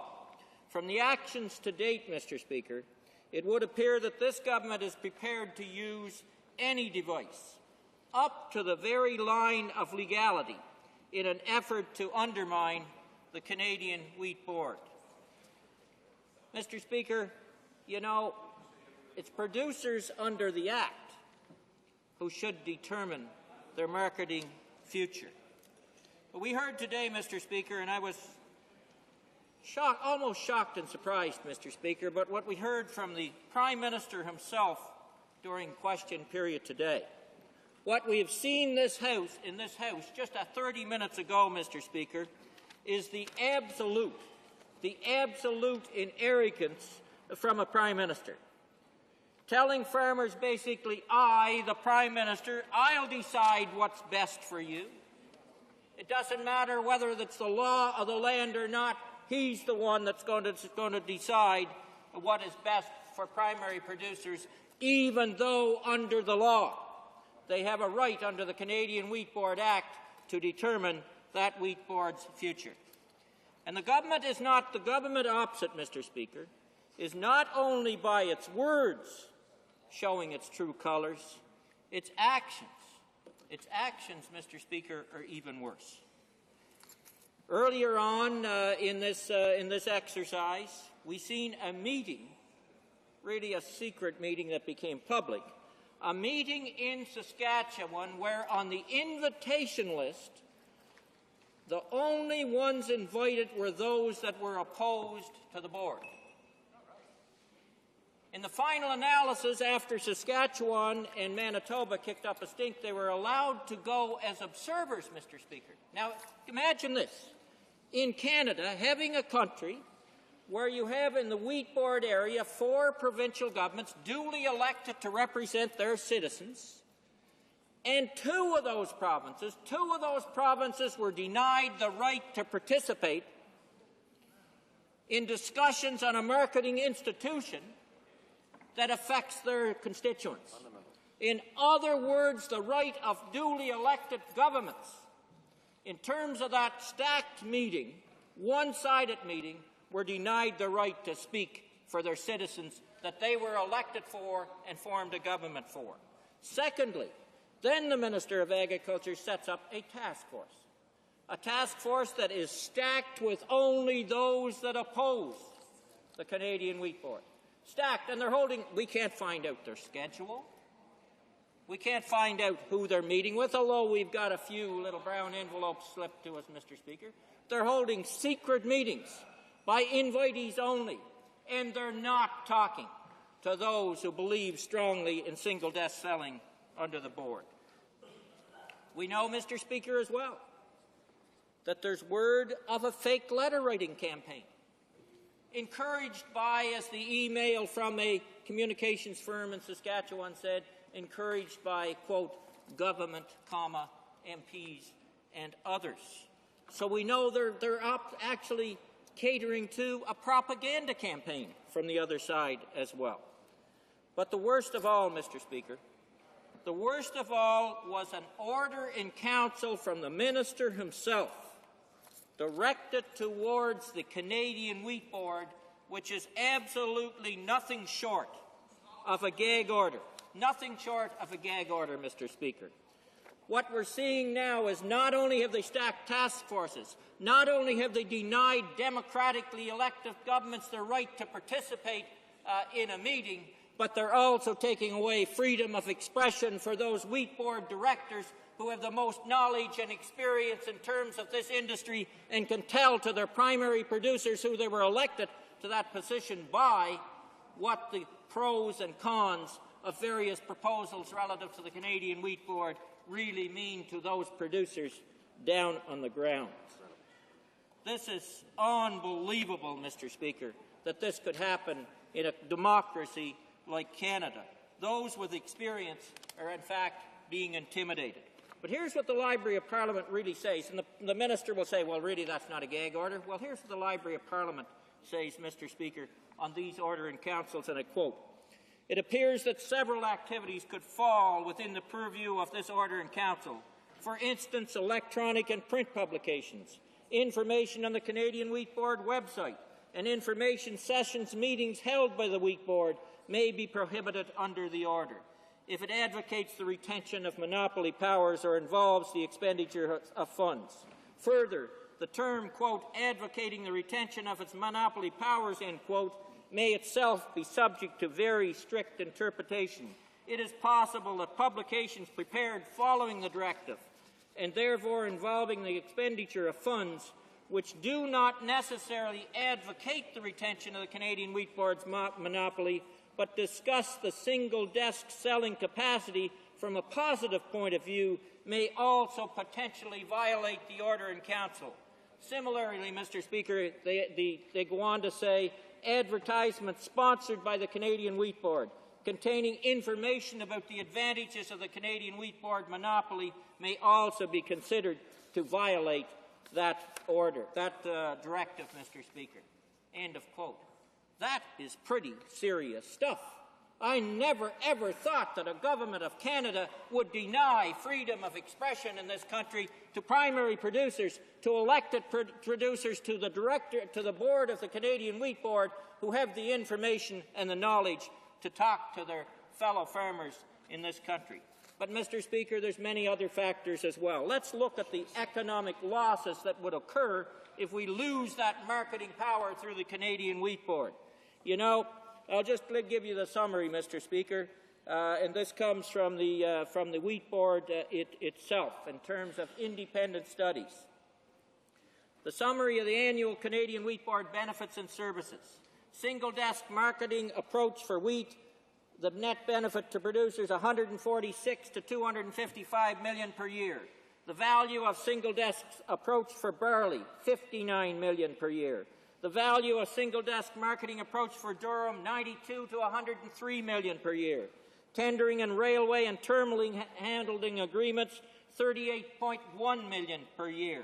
Net interest earnings, $66.2 million. approach to managing the delivery system, giving farmers power within the delivery system, a benefit of $115 million per year. Terminal blending, $7 to $10 million per year, and farmer access to producer cars, $6 million per year. Mr. Speaker, the net total loss to primary producers, if they lose single-desk selling, which the Prime Minister is doing everything in his power to take away from them by right up to almost illegal means, is $530 to $655 million per year. Why would the Prime Minister want to take marketing power away from Western grain producers in this country? I just can't understand it, Mr. Speaker. And you know he'll go on. And he tried this today in the House by the way that, the Prime Minister tries deception, tries to confuse people about the real issue. They're using the words, Mr. Speaker, they're using the words dual marketing. There's no such thing, Mr. Speaker. You either have single-desk selling or you have an open market. And let's not be fooled. Let's not be fooled. If we lose single-desk selling under the Wheat Board, then we have an open market in which the multinational grain trade control, and they will take control, and they will gain those profits and those benefits that are now accruing back to primary producers. Mr. Speaker, under the law, the Government of Canada, under the Canadian Wheat Board, is supposed to give primary producers a vote on single-desk selling in this country, and that's what the government should do, even though they're trying to influence. If they had that vote, they're trying to influence it in many ways with fake letters, manipulation of the press, gag orders on the Wheat Board itself, and so on. Producers deserve the right to decide their own destiny on single-desk selling, Mr. Speaker. Thank you very much. Questions and comments? Point of order. The Honourable Opposition Whip. Thank you, Mr. Speaker. There have been discussions among the parties, and I think you will find unanimous consent for the following motion. That Bill 290, an act to amend the Electoral Boundaries Readjustment Act, Northern Ontario, be referred after second reading to the Standing Committee on Procedure and House Affairs as opposed to a legislative committee. Thank you. Does the honourable member have the unanimous consent of the House to move the motion? No, there is no unanimous consent. Resuming debate. Questions and comments? Questions and comments on the speech by the honourable member from Melpeck. The honourable member for Nanaimo Cowichan. Thank you, Mr. Speaker, and I want to thank the member from Melpeck for his intervention. The Wheat Board, of course, is a very critical element of life on the prairies and a very important element of how farmers in this business in this country have conducted business for a number of years. The member did touch on this in his intervention, but I'd like him to expand on this. One of the things that we've seen recently is a lack of democratic process, and certainly under the Softwood Agreement, what we saw is refusal to allow the committee to go out on the road and get input from people across this country from coast to coast to coast that are going to be affected by the Softwood Agreement. And here we see with the Wheat Board a gag order, something that's going to prevent a democratic process. And I wonder if the member could expand on the trend that he's seeing with this Conservative government about shutting down a democratic process in this country to get input from people most affected. Melpeck. Thank you, Mr. Speaker, and I appreciate the question because I think it goes to the heart of the issue. We live, or we believed we did up until now, lived in a democracy where members of Parliament, pass certain laws based on discussions with the community. In the case of the Canadian Wheat Board Act in 1998, at the request of farmers, the Canadian Wheat Board Act was changed so that it no longer would be a government agency, the Canadian Wheat Board. It would no longer be a government agency of which the Cabinet appointed the commissioners for the Wheat Board. And so at that time, the board was changed to be an elected board of producers, elected in their Wheat Board districts to represent the farmers. That's true democracy. But what we're seeing here, and it is a trend, it's a trend that we're seeing from this government for sure, not only on grain, like this is a bigger issue than a farm issue. This is about the Prime Minister's character, Mr. Speaker. This is about the Prime Minister's character, that it's either his way or the highway. That's what it's all about. And if you don't agree with the Prime Minister or the Conservative government, then, or the Parliamentary Secretary to the Minister of Agriculture, then don't try and have a say in the issue. For heaven's sakes, don't try and have a say. They're only meeting with one side of the equation. So this is a very serious matter. I think it goes to the heart of our democratic institutions in this country, and the Prime Minister, by the character that he is and his ideology, it's the Prime Minister's ideology that matters. It is undermining the essence of our democracy. Further questions and comments? The honourable member for, I'm going to get it right this time. No, where is he? The honourable member for Edmonton, Sherwood Park. Edmonton, Sherwood Park. I stole it. Thank you. I'm known around here as Mr. Elk Island, and so I can understand, Mr. Speaker, why the Boundaries Commission did us a number. I listened with great interest to the member opposite and the expressions he has with respect to voting on this wheat board issue. Now, Mr. Speaker, the issue I think that really is important here is that it is members who raise grain who should have the ability to express themselves. Not, you know, I mean, what the member is saying is that we are restricting that, and really we are not. We're simply saying that people who do not use the wheat board and who don't have a permit book should not be permitted to vote. I'm sure, Mr. Speaker, that in the upcoming Liberal leadership vote, they would like to have only their own members voting for it. And so it seems to me that that principle of democracy is an important one. I would like his response to this, although I know already what he's going to say. People that have never been on a... The honourable member from Melpick. Mr. Speaker, the member opposite made the point. And the point is that producers should be given the right to decide the choice of the powers in their marketing institution and whether or not they support or oppose single-desk selling. That's what we're asking the government to do. The government has denied that right. They have denied the right of producers by plebiscite on a clear question to vote on single-desk selling. And worse than that, they're going out there and try and manipulate public opinion, holding secret meetings by a stacked task force, and putting a gag order on those who have the most information and experience and knowledge relative to the operations of the Canadian Wheat Board. That right, my honourable member opposite, has been denied by this Prime Minister. He made that clear today in the House. Resuming debate, the honourable member from Churchill. Thank you, Mr. Speaker. It is indeed a privilege for me to rise today to speak to this critical issue facing the Canadian Wheat Board as we face in this country monumental opposition by the minority Conservative government to the single-desk marketing system for Canadian wheat farmers. A hugely successful single-desk marketing system, I might add, and we are seeing the dynamics which point to leadership in this country that seeks to undermine the populace, which seeks to undermine democracy. The blatant disregard of the voices of farmers and the gagging of the Canadian Wheat Board by Northern Council is absolutely shocking, although it is a pattern that emerged early in this minority government's term as we saw the government pull the Kelowna Accord.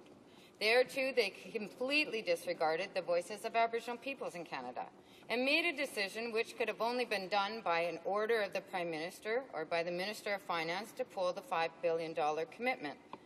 The Kelowna Accord was not a partisan effort, and the Conservative government refused to uphold the honour of the Crown. This same Conservative government has plans which they know very well will gut the Canadian Wheat Board by making membership voluntary and will result in the destruction of the world's largest single seller of wheat and barley. Their task force does not include individuals except those who support their mission, and the Canadian Wheat Board Act, which explicitly states that the member farmers have the right to a plebiscite on any changes to the mandate or on the Canadian Wheat Board. This Conservative government's tactics on this issue has shaken not only me, but my entire riding. This is an issue of ethics, Mr. Speaker. The principles of transparency, respect, and accountability are not found in the dynamics of play, which have a sole purpose, which, of course, is the one point on which the Conservatives have been transparent, which is to eliminate the single-desk marketing system, a world-renowned, successful single-desk marketing system. The implications of the dismantling of the single-desk marketing system, Mr. Speaker, will not only have negative effect on the farmers, but will have far-reaching implications in the employment of hundreds and hundreds of jobs at the Canadian Wheat Board and in the private sector of Winnipeg, Manitoba, and thus significantly impacting the entire province of Manitoba. In fact, the services related to the Canadian Wheat Board reach to the far north in my riding, Mr. Speaker, and the loss will be a crushing blow for the Port of Churchill, which sees approximately 80% of its annual shipments from the Canadian Wheat Board. More directly, the sustainability of the port is dependent on the Canadian Wheat Board. The northern towns of Churchill, Gillam, among others along the Hudson's Bay Railroad line are dependent upon the movement of grain to the Port of Churchill. The Mayor of Churchill, Mr. Mike Spence, says that this is the most pressing issue that we've had in many years in terms of how we could be affected as a port community. In Churchill alone, in a community of 1,000 people, the loss will mean the loss of 100 jobs. And communities along the rail line will be adversely affected as they rely upon the local transportation economy. As Manitoba's Minister of Culture, Tourism and Heritage, Minister Eric Robinson, has said so succinctly in his communication to the Minister, most urgently, I'm appealing to you not to let your government's Canadian Wheat Board policy become another nail in the coffin of several northern communities. Many of these places could just as easily prosper with minimal federal support and common sense policy consideration. Mr. Speaker, the Canadian Wheat Board is all that stands between Canadian wheat growers and the giant conglomerates in the global wheat market. An absence of the collective strength of the Canadian Wheat Board in the international economy would leave farmers to fend for themselves. This motion was passed by a majority of the members of the Standing Committee on Agriculture and Agri-Food and calls upon the Federal Minister of Agriculture to commit to respecting the provisions of the Canadian Wheat Board Act and call a plebiscite of Western Canadian grain farmers on the future of the Canadian Wheat Board.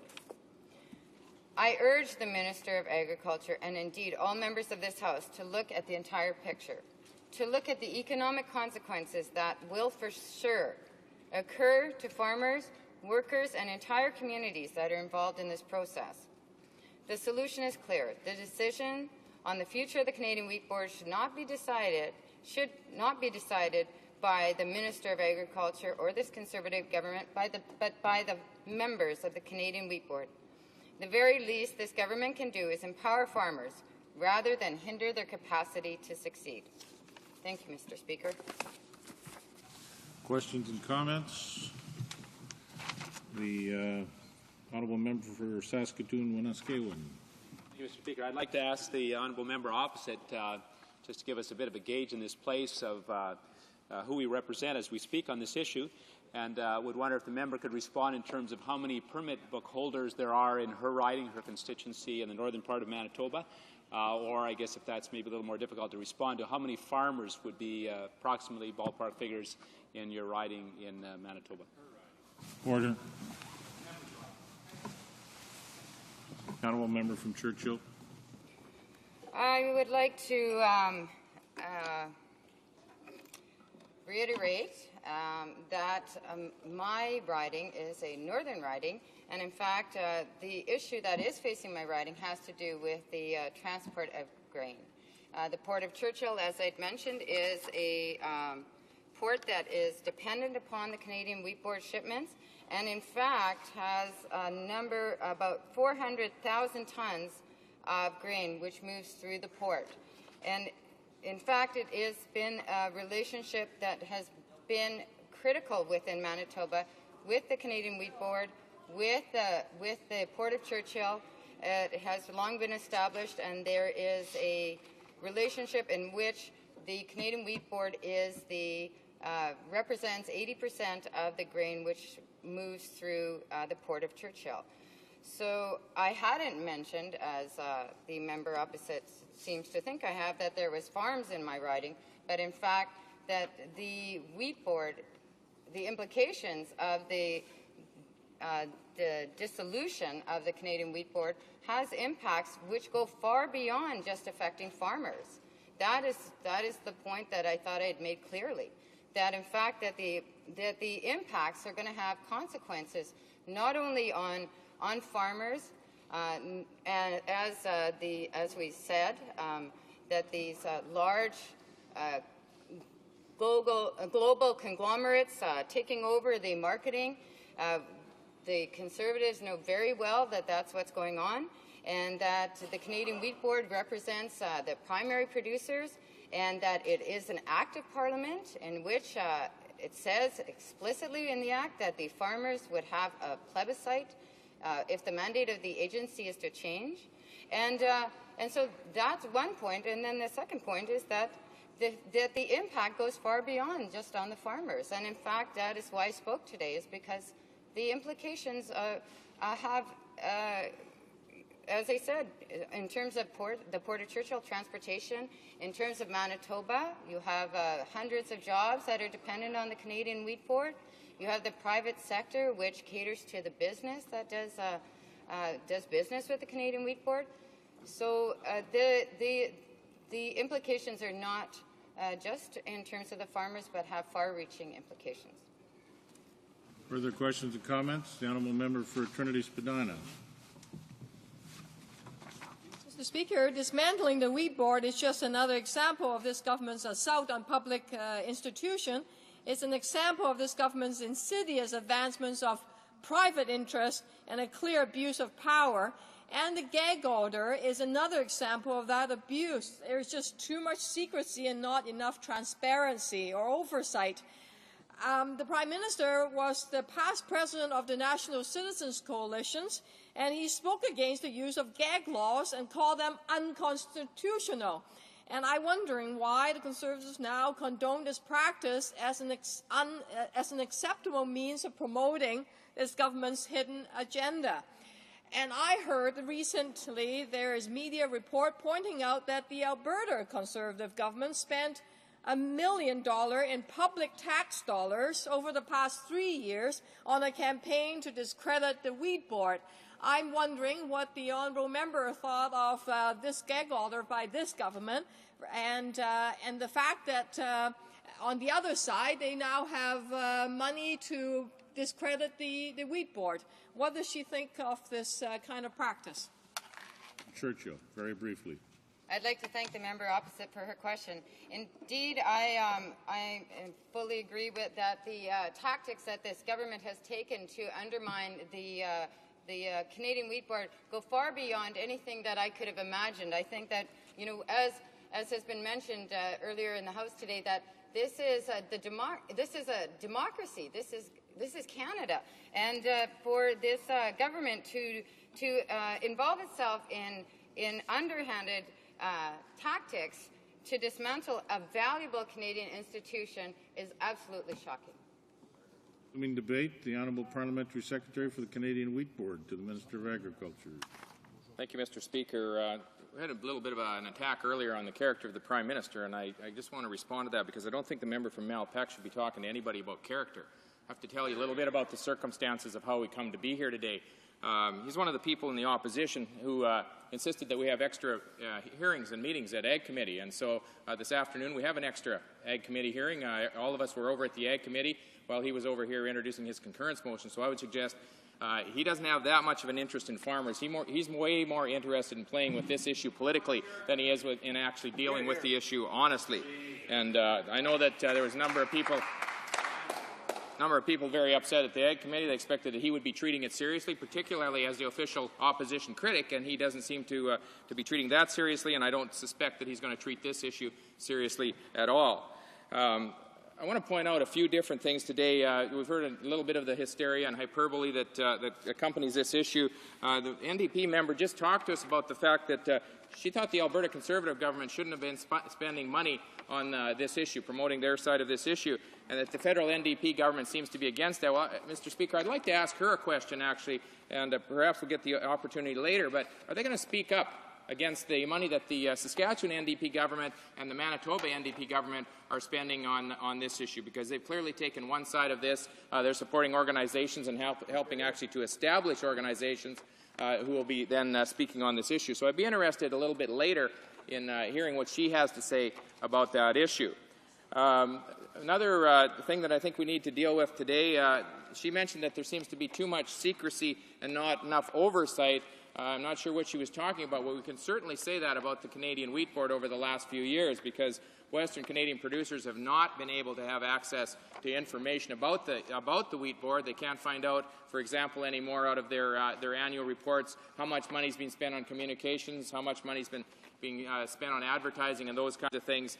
And so as a consequence of that, we've actually, and with the help of the NDP, we put an amendment in the Accountability Act that would help people to get access to that kind of information with regards to the Canadian Wheat Board. So we look forward to actually dealing with some of that secrecy and providing a little bit of more oversight into the organization in the future. There's been an issue over the last few days about the voters list. I think, Mr. Speaker, I need to talk to that a bit and to address the issue. Yesterday, the leader of the NDP got up and started making wild accusations about the voters list for the director elections this fall. He clearly didn't understand what he was talking about, which was unfortunate. So hopefully we can give him a little bit of information and give the public a little bit of information so they can a little more clearly understand what's going on in terms of the director elections and the voters list for those elections. Over the past few years, we've had directors' elections regularly. The voters list has always been a huge concern. And the reason, Mr. Speaker, is that everyone who indicates that they have an interest in grain gets a permit book. And so there are many permit books out there that are not even used. People don't deliver on them. Someone may own a quarter of land and live in the city, have nothing to do with the operation of the farm, but they still have a permit book. And so up till now, the ballots have been mailed out to everybody. There's been no way to know, and actually have gone out to people who are deceased. There's been no way to know whether people are farming or not farming, if they've retired, if they're living in another country. So those ballots have been sent out. What the minister decided was, we'll send ballots out to those farmers who have actually delivered on permit books over the last 2 years. So we know people have made deliveries, they're actively farming, and anyone else who has an interest in the grain is not kept from voting. They simply have to make a statutory declaration that says, I have an interest in this grain and I would like a ballot, and the ballot will be sent out to them. So we definitely wanted to clear that up, because there was a bunch of, an amount of misleading information coming particularly from the NDP, but the Liberals seem to be mouthing some of that as well. I would also like to make the point to the minister, or to the member from Churchill, who admitted she's not familiar with agriculture, that she said the CWB stands between farmers and conglomerates. We would suggest that the CWB actually is standing between farmers and opportunity. We looked into this a little bit, and the Ag Committee heard last week that the present grading system that we've got, which is based on having to visually distinguish the kinds of grains that are there, costs farmers in the neighborhood of $200 million per year. And that grading system is maintained primarily because of the Wheat Board. They've made statements they can't possibly get rid of it for another 10 years. But everybody else in the world actually goes with a declaration system where farmers can declare the kind of grain they've got, and then they check that and make sure that it's accurate. So that's costing about $200 million a year. We know there are freight costs out there because the rail cars are not being fully tendered.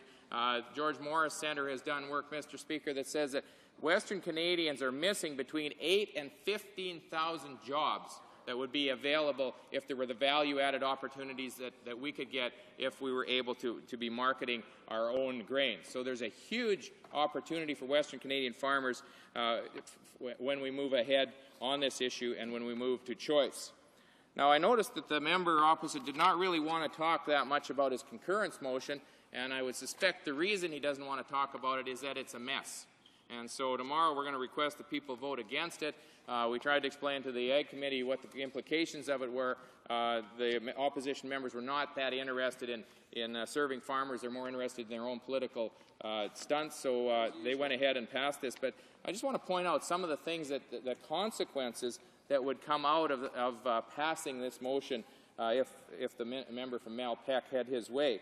It says, I'll just read it out, that the Standing Committee on Agriculture and Agri-Food recommend that the government, prior to any legislative or regulatory action affecting the mandate of the Canadian Wheat Board, as it is currently constituted under the Canadian Wheat Board Act, submit through plebiscite to those eligible to vote in the Canadian Wheat Board elections a clear and direct question asking whether those eligible to vote support or oppose the single desk selling provisions of the Canadian Wheat Board. And you're actually right, Mr. Speaker, that is a mouthful that hardly anybody could understand. And I think the reason the member from Malpeque chose to word it that way was to try to confuse people and to confuse the issue. And actually, I don't think he probably doesn't even know this, but the board itself does not have a legislated mandate. You can look right through the Act, and it does not have a legislated mandate. People have tried to take different sections of the board and say that it does, but the only possible place that you could actually imply that there's a mandate of the board is in Section 5, where it talks about the object of the board. And the object, it says, is marketing in an orderly manner in interprovincial and export trade grain grown in Canada. That's all it says.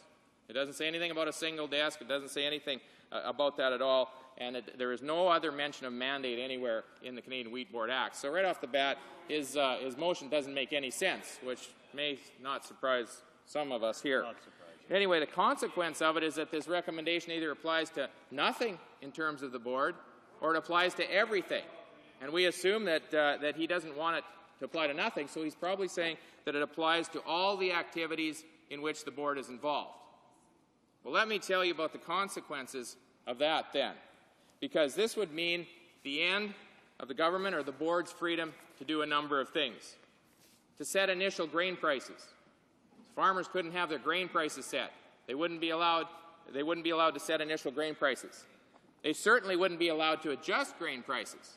And, Mr. Speaker, we're sitting in a situation right now where grain prices are the highest that they've been in 10 years. And our farmers are telling us we, more than ever, want the opportunity to market our own grain so that we can take advantage of this market. The market's surging. We've got opportunities now that we haven't had for a decade. And what happens? The Liberals, the NDP, and the Bloc working with them are preventing Western Canadian farmers from having an opportunity to access the market when it's at its peak.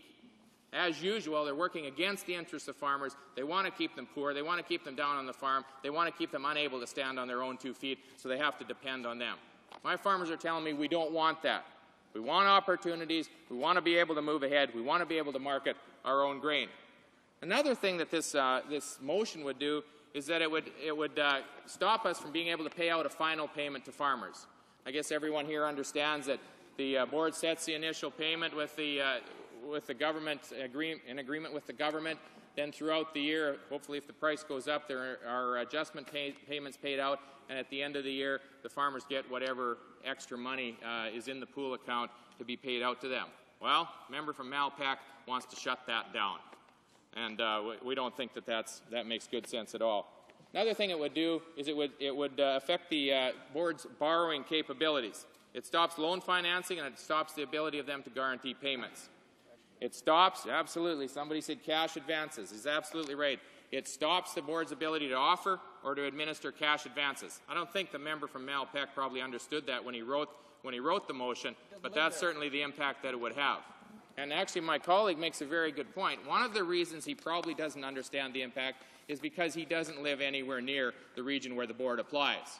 Western Canadian farmers have told me time and again, we like to make our own decisions. We're capable of doing that. We don't need people coming from outside and telling us what's good for us. And the member from Malpeque has been doing that to Western Canadian farmers for many years, and they're getting mighty tired of it, Mr. Speaker. So one of the things that it affects is the cash advance, the ability to administer cash advances. Our farmers don't have that ability. They've got nothing. We just extended the cash advance program. We've improved it. We're working through the final regulations to give them an opportunity so that farmers can borrow up to $100,000 cash-free, and then they can turn around and borrow up to $400,000 against their inventory. We don't want to interfere with that. We're wondering why the member from Malpeque would be. It also interferes with the ability to manage the contingency fund that's so important to the board's operations. It interferes with their ability to establish and to manage any of the separate funds that they set up. And I'm sure that the board itself does not want restrictions put on that. It restricts any opportunity to provide for enhanced employee benefits. Now, I don't think the member from Malpeque probably understood that either when he brought this forward. It actually interferes as well with the ability to change the election process and improve the election process even as the board requests. So if the board was to come to us and to request, and they actually agreed with us, Mr. Speaker, on the idea that these accounts or permit books that were not active be removed from the active mail-out list. So they were with us on that in spite of what the NDP and the leaders have said, or the Liberals have said here. Anyway, if they were to come to us with a suggested change for an election process, this motion that the member from Alpex brought forward would stop us from being able to do that. It also would stop the government from being able to appoint directors or president. I'm sure the member didn't mean to interfere in that way either. And it would interfere with the board's ability to invest in outside projects. And of course, they're involved in a number of things at universities, at research centers. There's partnerships around the world. And actually would also interfere with the ability to do the board's final audit for the year. And not only that, it actually goes further than that, because it would interfere with any ability to change regulations that have anything to do with the board's operation. So that would render the board's operation impossible, because there have been 525 orders in council over the last 14 years, and they deal with most of the issues that I've just mentioned. So there are regularly orders in councils that go out concerning the board. The member from Malpeque apparently wants all of that stopped until we have a plebiscite. I don't think he understood what he was doing when he wrote this. I'm sure that won't change his mind in terms of insisting that his party would support it. The motion would actually cripple the board.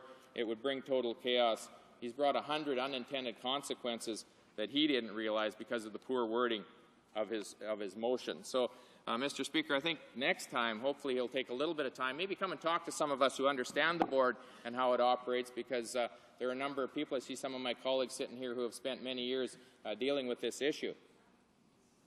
And they certainly have the capability and the capacity to be able to direct the member from Malpeque and to give him some clear understanding of what the board is all about. I wanted to take a minute as well to talk about one of the other options or opportunities that we've offered Western Canadian farmers. And I was very disappointed because the member from Malpeque has said that he's been a farmer advocate for many years. He did a report last year that supposedly said farmers need more access to opportunities, they need more access to capital, they need more ability and more power in the marketplace. Well, my colleague from Battleford's North Lloydminster brought forward a bill. It's Bill C-300. It's a very good bill. It's not a big bill, but basically what it says is that under Bill C-300, prairie producers could market their own wheat and barley directly to processing facilities owned by prairie producers. Common sense. Seems pretty straightforward, doesn't it? That prairie producers, so I'm a prairie producer, I can market my own grain to a processing facility that's owned by my friends and neighbors. Finally, we have something here, a small thing that would give farmers an opportunity. And in the past, of course, this hasn't been allowed. I come from a riding, Swift Current is in the center of my riding. There was a project here a few years ago where people wanted to set up a pasta plant. And they had support from the area. They had a great project going. It was going to be a very successful project. Thought we could compete with anybody in the world. There's no sense us sending our grain to another country so somebody else can make it into pasta and get the benefit from that. We thought, why don't we keep it at home? Let's make pasta in Swift Current, Saskatchewan. Let's ship it out to the world. We grow the best durum in the world. Let's see what we can do with the pasta. Well, the project never got off the ground. The main reason the project didn't get off the ground is because the Canadian Wheat Board said, we're not going to let producers deliver their own grain to this facility and then process it. They have to go through the buyback. So they have to take their grain, which is in their bins, and they have to go to the board and sell it to the board, and then they have to buy it back at a higher price, and then they can take it and try to sell it to the pasta plant. Plus freight and elevation. Plus freight and elevation, exactly. And so it just did not make sense. It didn't make it profitable, and so that project has sat for years waiting for an opportunity. And I think I talked to people at home, and they still wish that they had the opportunity to participate in that. So Bill C-300 deals a little bit with that opportunity that we think we need to have for Western Canadian producers. Now, the surprise to me, Mr. Speaker, was that the opposition decided that they were going to oppose this. So they're led by an agriculture critic who says farmers need some strength in the marketplace, but when we come forward with a bill that would actually give them some, that wouldn't have changed the marketing system, he opposes it. And so his colleagues oppose it because they don't know any better and they get their direction from him. the NDP, who you think would be on side with a proposal like this. Small community projects, people can get together, work with their neighbors, set up a processing facility, begin to process their own grain. You'd think they'd take that up in a minute. They decided that ideology was more important than farmers. And I guess for some of us, this isn't much of a surprise anymore. We see it in the debate that's going on right now. We simply want to offer Western Canadian farmers the choice to do their own business. Let me, as a Western Canadian producer, when I get up in the morning, decide, well, I think I'm going to sell some grain today. I'm going to take a look at what the price of grain is. I'm going to go make a deal that I think is good, and I'm going to move my grain. They don't want to have that happen, Mr. Speaker. They want me to have to go to the Canadian Wheat Board, I have to sell it to the Canadian Wheat Board, I have to buy it back, and then I have to try to find somebody to buy it from me. I had somebody call me last night, actually, Mr. Speaker, who said that he has right now a barley sale, organic barley, into the United States. Made the sale, and he went to the board for the buyback, and they told him that he could have the buyback if he wanted to pay $122 a ton for a buyback, which is unbelievable. It's almost, what, $3 a bushel extra just to buy his own grain back. So his grain's sitting in the bin. He's made a sale into the States for his organic grain, which the board does not market. Then he turns around and they tell him, you have to give us over $3 a bushel just to get your own grain back. Those are the kinds of things. That one's a true story. The member from Malpeque, it's interesting. The member from Malpeque won't believe me when I say that, because he does not understand how the system works. And that is very unfortunate, because he's the one who's in charge on the other side of telling them what their ag decisions and ag policies are. And he doesn't understand what farmers have to go through. He wonders why people get angry and get mad. But the reason is that he doesn't have a clue what's going on in Western Canada. He doesn't seem to care. He's got an ideological position that he thinks he's going to stay with no matter what. And meanwhile, our farmers are going broke. And the Liberals have a history of doing this to our farmers. I don't think they should get up in this House and try to pretend that they're protecting farmers on the Canadian Wheat Board issue. Because a few years ago, when we had grain farmers who wanted a choice, they wanted to do something different with their wheat, what happened? Did the Liberals offer to have a plebiscite? Absolutely not. They locked them in jail. We had people in jail, people who were being strip-searched for weeks at a time, and that was as a consequence of this member, the member from Wascana, and the Liberal caucus at the time making a decision that that was the way that farmers in Western Canada should be treated. So, Mr. Speaker, Western farmers are tired of it. They want the opportunities that farmers in the rest of Canada have. They want an opportunity to get out there and market their grain. They're not afraid of the opportunities that face them. And so when I tell you that the George Morris Centre says that there are 12,000, or between 8,000 and 15,000, I guess 12,000 would fit in that, jobs that would be available in Western Canada if we had these value-added opportunities, farmers say, let me at it. Let me have the chance to do that kind of a thing. And so we're going to continue to move ahead. We want to bring choice to Western Canadian farmers, the same choices that farmers across this country have. We want to give them the same opportunities that other farmers have, and that they are very supportive of what we're doing here. It's unfortunate that some of the special interest groups funded by NDP governments and by Liberal caucuses are standing in the way of the opportunities for Western Canadian farmers. Thank you, Mr. Speaker. Questions and comments? The honourable member from Malpeque. Thank you, Mr. Speaker. We've seen quite a line from the parliamentary secretary. That's for sure. But we're seeing a new tactic, I guess, Mr. Speaker. Just to make a point, we're seeing the difference between the two parties. We really are. In which we consult with farmers, we take their advice, and then we try and represent their interests in the House.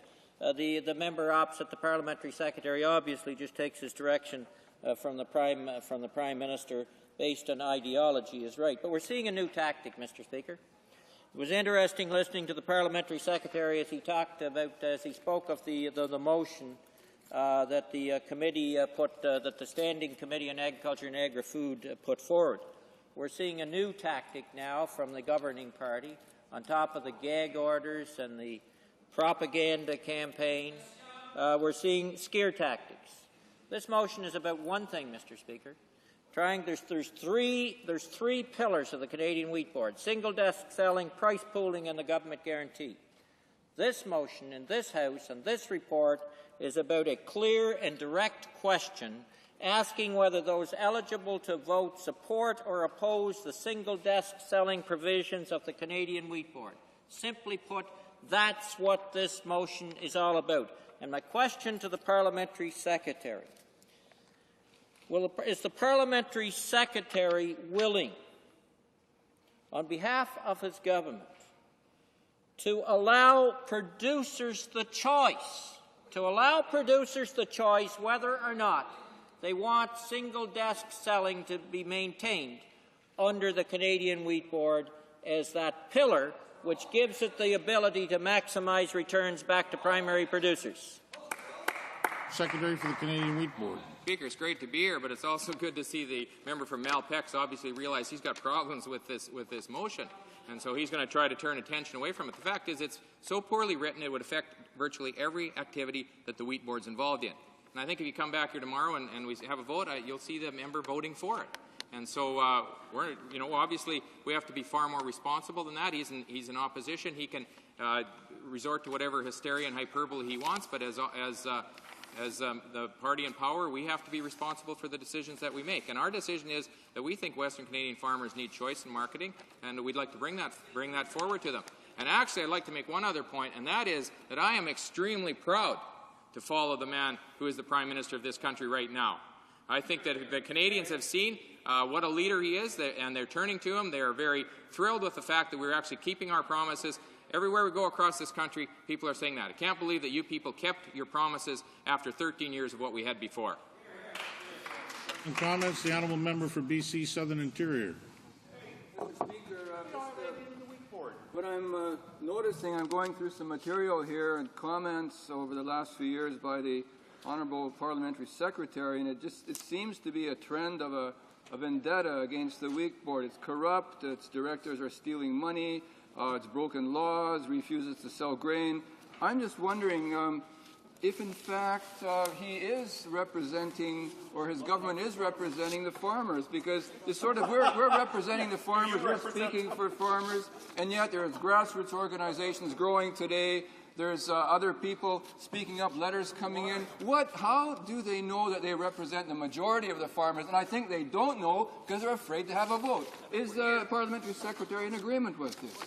The Honourable Parliamentary Secretary for the Canadian Wheat Board. Oh, Mr. Speaker, I'm glad to have that question asked because I really wanted to get into that and I actually forgot about it during my speech. But the Wheat Board themselves have done surveys, and I think we'd have to stretch it to say that they were trying to find a real neutral position with the survey.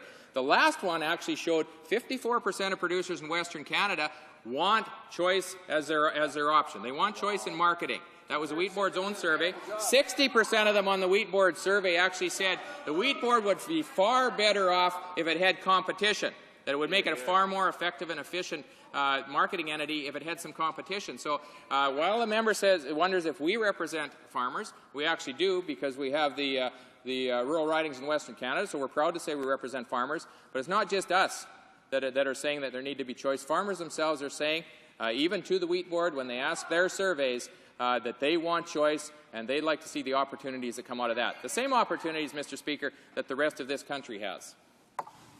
Further questions and comments? The honourable member for Winnipeg South Centre. Oh, thank you, Mr. Speaker. Mr. Speaker, my colleague opposite speaks frequently of unknown.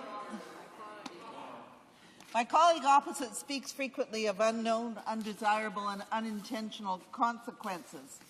And there are two areas that I'm particularly concerned about in terms of the unknown, undesirable, and unintended consequences. And the first relates to the democratic processes, or the lack thereof, that we are seeing as we move forward on this issue. And my colleague here has certainly enunciated them. And the second of it is quite devastating. And we hear frequently from members of the press in our community that when questions are put to Conservative members from Manitoba, day after day after day after day, their calls are not returned. And their calls are not returned because they know what the implications are for the city of Winnipeg. My question is coming, sir. And my question is to the Parliamentary Secretary. Does he understand that this means the elimination of 500 jobs in downtown Winnipeg? Does he understand that it means an additional 1,800 jobs in the province of Manitoba? Does he understand that it means a loss of $66 million in wages and salaries? Does he understand what the impact is on governments in terms of lost taxes? Trust me, I'd rather believe my colleague than members opposite who don't have the audacity to speak out on behalf of their communities and the citizens of their communities. Trust me. The Honourable Parliamentary Secretary for the Canadian Wheat Board. Mr. Speaker, now you see what farmers are supporting. They're the ones who have kept the Wheat Board going over the years. The members opposite say the Wheat Board is going to completely fail. We don't say that. We say we're going to offer it as an option. We think that it's got a lot of potential. It's got a lot of advantages right now over most of the other entities in the industry. And there's certainly no reason. If she's saying the thing is going to completely disappear, I hope that the farmers aren't listening to her when she says that, because they have hope that the Wheat Board can be one of those options. They know that there are going to be jobs still in Winnipeg. There's going to be a payroll there. Most of the jobs that are in Winnipeg are not volume dependent. So if the board is at all competent at being part of this marketing choice option, those jobs are going to continue to exist. That money is going to continue to come into Winnipeg, and farmers also will have the opportunity to prosper as well. So, further questions and comments? The honourable member from Palliser. Thank you very much, Mr. Speaker. And I guess what we're talking about today, I'm glad the member from Cypress Hills Grasslands brought it up, is we're talking about character of this government, character of a prime minister, people that actually follow through on what they say they're going to do during a campaign. They say they're going to do one thing, and we're doing that, Mr. Speaker. The member from Malpeque, he talked about freedom of expression, and what we're talking about is freedom of choice. And what other business in this country, or there's not many businesses in the world that work like the Wheat Board system without that choice. Mr. Speaker, many farmers have fought for that choice, and we have listened. And these people aren't masochists, but my friend from Cypress Hills Grasslands, he's not crazy. He thinks he can do it better. He wants that choice so he can better himself. We will still have a strong, viable Wheat Board. As the member said, a strong, viable Wheat Board. I'd like to ask my friend, the Parliamentary Secretary, why don't producers in Ontario have to operate under a board monopoly system? If the monopoly system is so great, and that's where it's at, why is it only producers like himself in Western Canada that have to operate under that system? Why isn't the case in provinces like Ontario? The Honourable Parliamentary Secretary for the Canadian Wheat Board. Well, this actually ties into the last question as well with the, I guess I can only call it scare tactics from the member from Winnipeg when she was giving her the information she had, I'll put it that way. The fact is that there are voluntary boards around the world. There's a voluntary board in Ontario. There's one in Australia as well. And so in order for the board to continue to exist, it does not need to be mandatory. The Australian Wheat Board has basically almost an export monopoly on grains in Australia. It functions well. People are free domestically to move their grain. The Ontario Wheat Board has been a marketing board that's had choice in Ontario here for several years. So those opportunities exist and the options work for farmers. Before resuming debate, conformément à l'article. Pursuant to Standing Order 38, it is my duty to inform the House that the question to be raised tonight at the time of adjournment is as follows. The Honourable Member for Breton Canso. Debate. Resuming debate. The Honourable Deputy de Richmond Arthabaska. The Honourable Member for Richmond Arthabaska. Thank you very much, Mr. Speaker. I'm happy to participate in this debate today. The Honourable Member for Malpeque has done excellent work in committee to present this matter quite completely. This is why we support the second report of the Agri-Food committee. We know that there is something that's very important from the perspective of democracy. When you talk about referendums, when you talk about democracy, the best way of ensuring that they continue to exist is to have a referendum to see what people really want. With respect to the Canadian Wheat Board, that the government ask all those who are eligible to vote on the Canadian Wheat Board issue whether or not they support or not a single wicket approach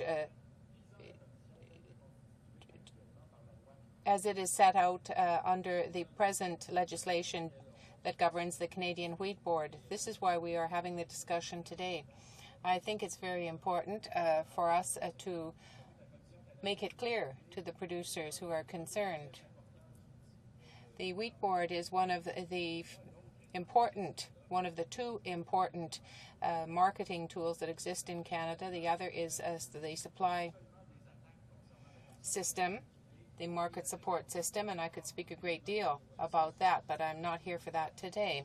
The European countries have their stand, but now we have the federal government of Canada that is increasingly attacking the system that exists here in Canada.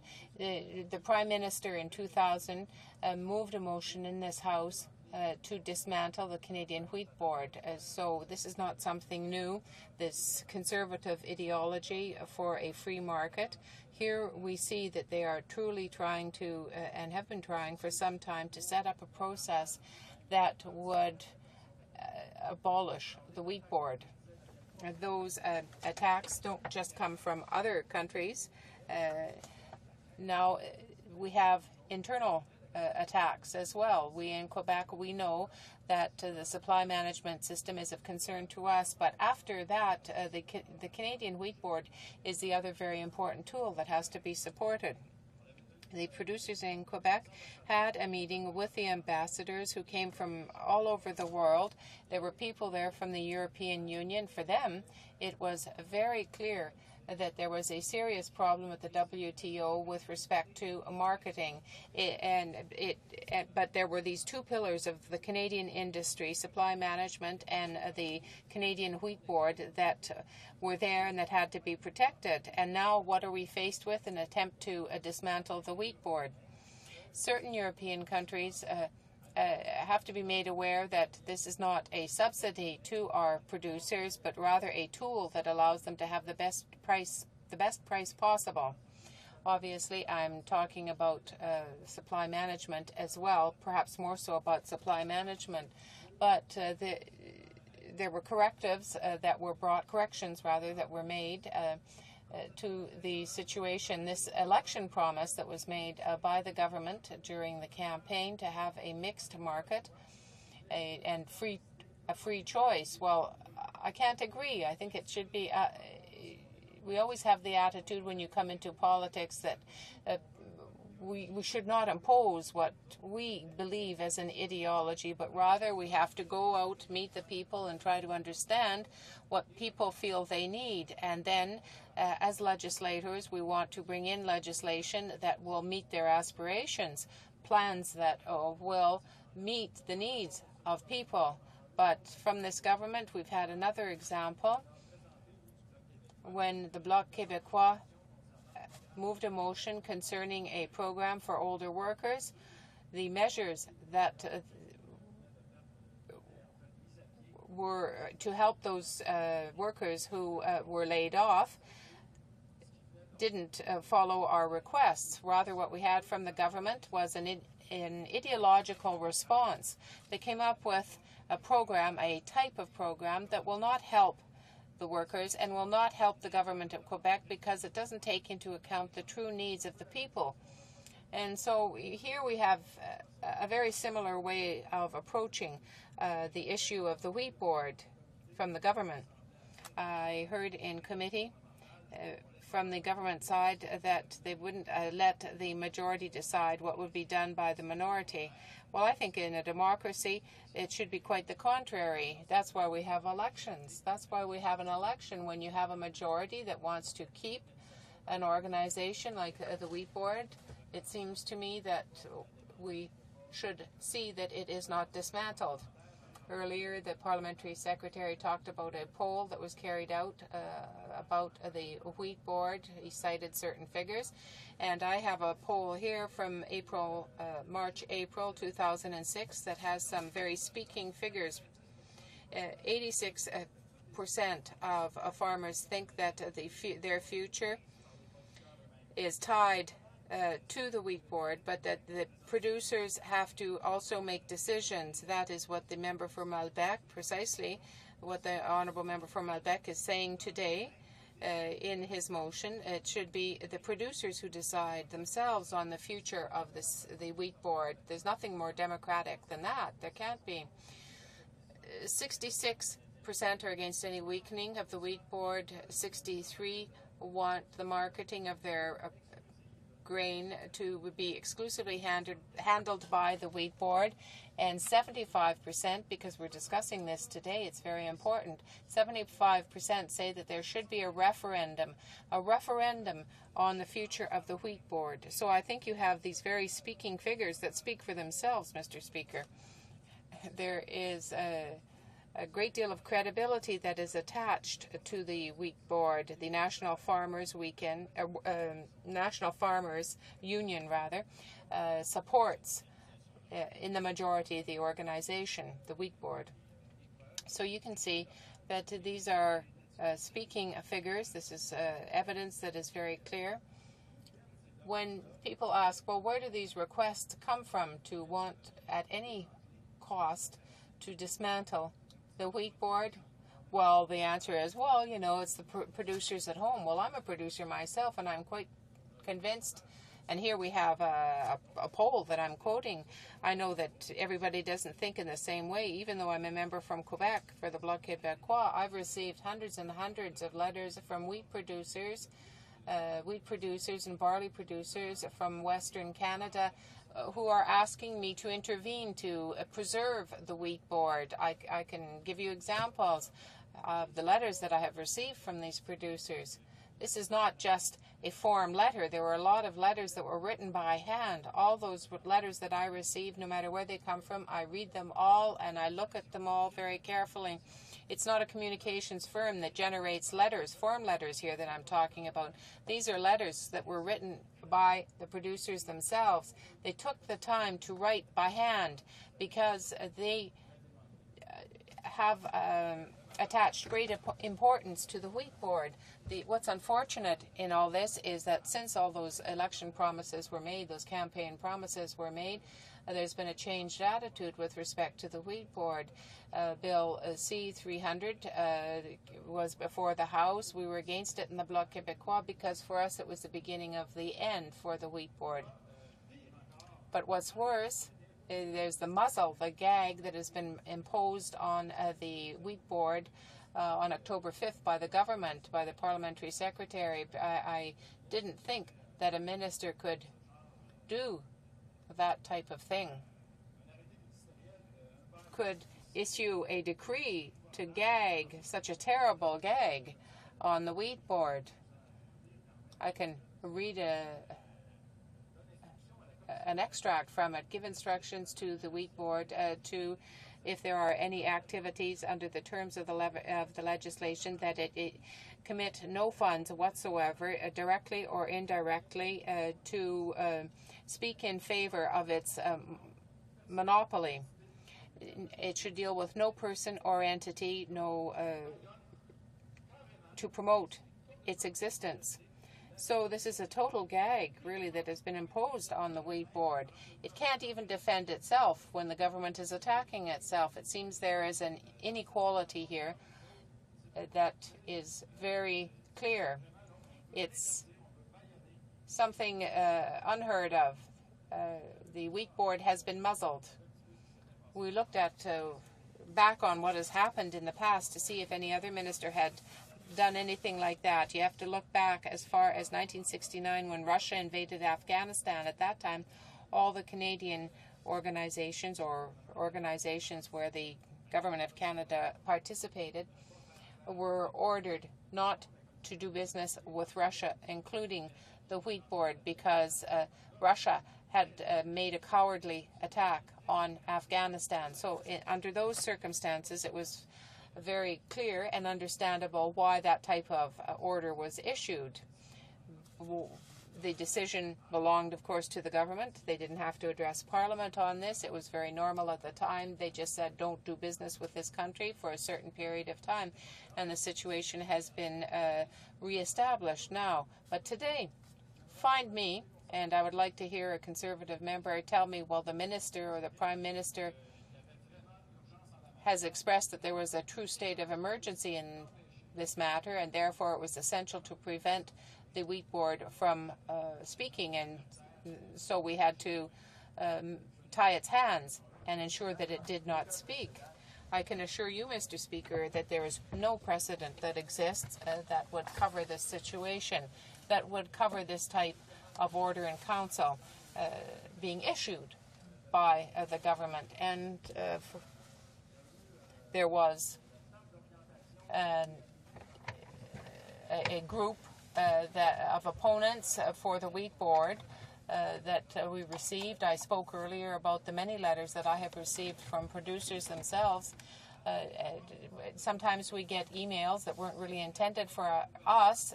For example, one was from a film company that offered the government its services to generate letters to speak out against the Wheat Board, because of course there was some support for the organization. That communications firm was ready to send so many out a week, beautiful form letters that would be sent out to people just to say, oh, the Wheat Board isn't doing its job, it's no good at all. Luckily that didn't happen, and a stop was put to all of that. And the evidence is that I didn't get a single complaint letter. If that had gone ahead, I'm sure I would have received complaints, but I didn't get a single one saying that they were in favor of C-300 or against it. So there was no support or opposition. So when we found out what happened with that communications firm, in fact, we wanted to have them appear in committee, the person who was responsible for that chain email, but the person never did appear. But I hope it will happen, because we would have some interesting questions for that individual, Mr. Speaker. So the Conservative plan is going ahead, and that's what I said at the outset of my speech. I said that for us in Quebec, the other market tool, the collective marketing tool that's extremely important, is supply management. So you'll understand that this is not of my own initiative that I'm saying this. I've met the main stakeholders, the head of the UPA who spoke of that, and we also talked about the Canadian Wheat Board, and there's a concern.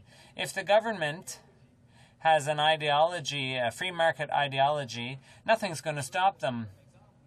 And I can give you, as an example, the discussions we had in committee with the Agriculture Minister before the last round of negotiations in Geneva at the WTO, when we said, look, supply management has to be protected. He said, yes, and they always say they're going to protect it, and we were happy to hear it. But at the same time, they said, look, it's 148 versus 1. We're all alone in Geneva at the bargaining table. So the minister didn't seem too comfortable with that situation. But if you're representing a population, there are people who vote for you and people who vote against you. But once you're elected, once you're in Parliament, you represent the entire population. So you have to stand up and defend a system as effective as supply management, even if you're all alone.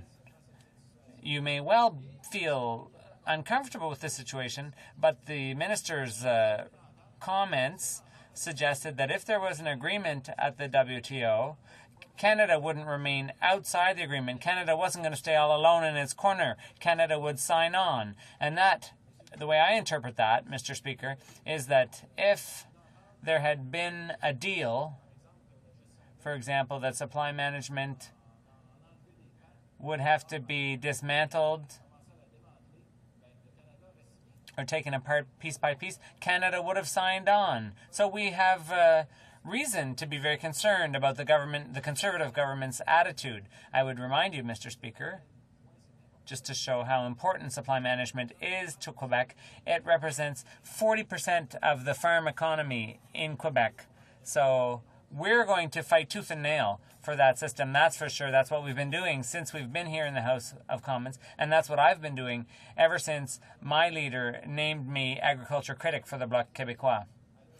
At the last WTO negotiations in Geneva, there was no deal reached, and I say almost luckily, because it was for, well, that was supposed to be for developing countries, and one would hope that there would be some agreement so that developing countries could have greater access to our markets. That's what everyone wants, except for when it comes to supply management. Whenever the negotiations fail, we have to breathe a sigh of relief, because successive governments have said they'll defend supply management. Yeah, we support you, but when push comes to shove, it's not so solid. So we have grounds for concern. We're rightly concerned.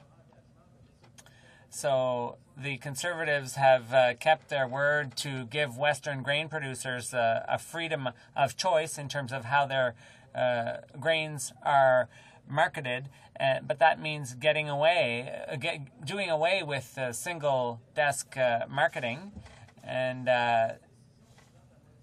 getting rid of the wheat board. Now, these decisions should be made by farmers. I don't understand why the government disagrees with the motion from the member for Malpeque, because there's a very clear section in the Wheat Board Act that provides for consultation of producers themselves. It's up to them to decide, not up to the government. We met with the leader of the UPA, the Maine Quebec Farm Association, and even if the Wheat Board really doesn't play much of a role in Quebec, the head of the UPA said that each time efforts to have freedom of choice in marketing, whether it's grains and cereals, apples, what have you, all attempts to have this kind of freedom of marketing, they all failed. And so the UPA looked into the causes of the failure of those methods, and they found that there was a lack of critical mass for marketing, a lack of buy-in from producers, a lack of interest. I can understand that the Conservative Party is not very interested in what's happening in Quebec, even though it is important to talk about. Another important reason for the failures was the lack of effective competition. So in Quebec, this freedom of choice in terms of marketing grains in the prairies will eventually lead to the disappearance of the wheat board, and eventually, further down the road, to a drop in prices. So I didn't make this up, Mr. Speaker, because we've done our own, in Quebec, we've had our own experiments in the 90s with this type of free marketing system, and they all failed. And so the Conservatives, in considering what they're going to do to the wheat board, they should look at what kind of things happen in Quebec so they don't repeat the same mistake.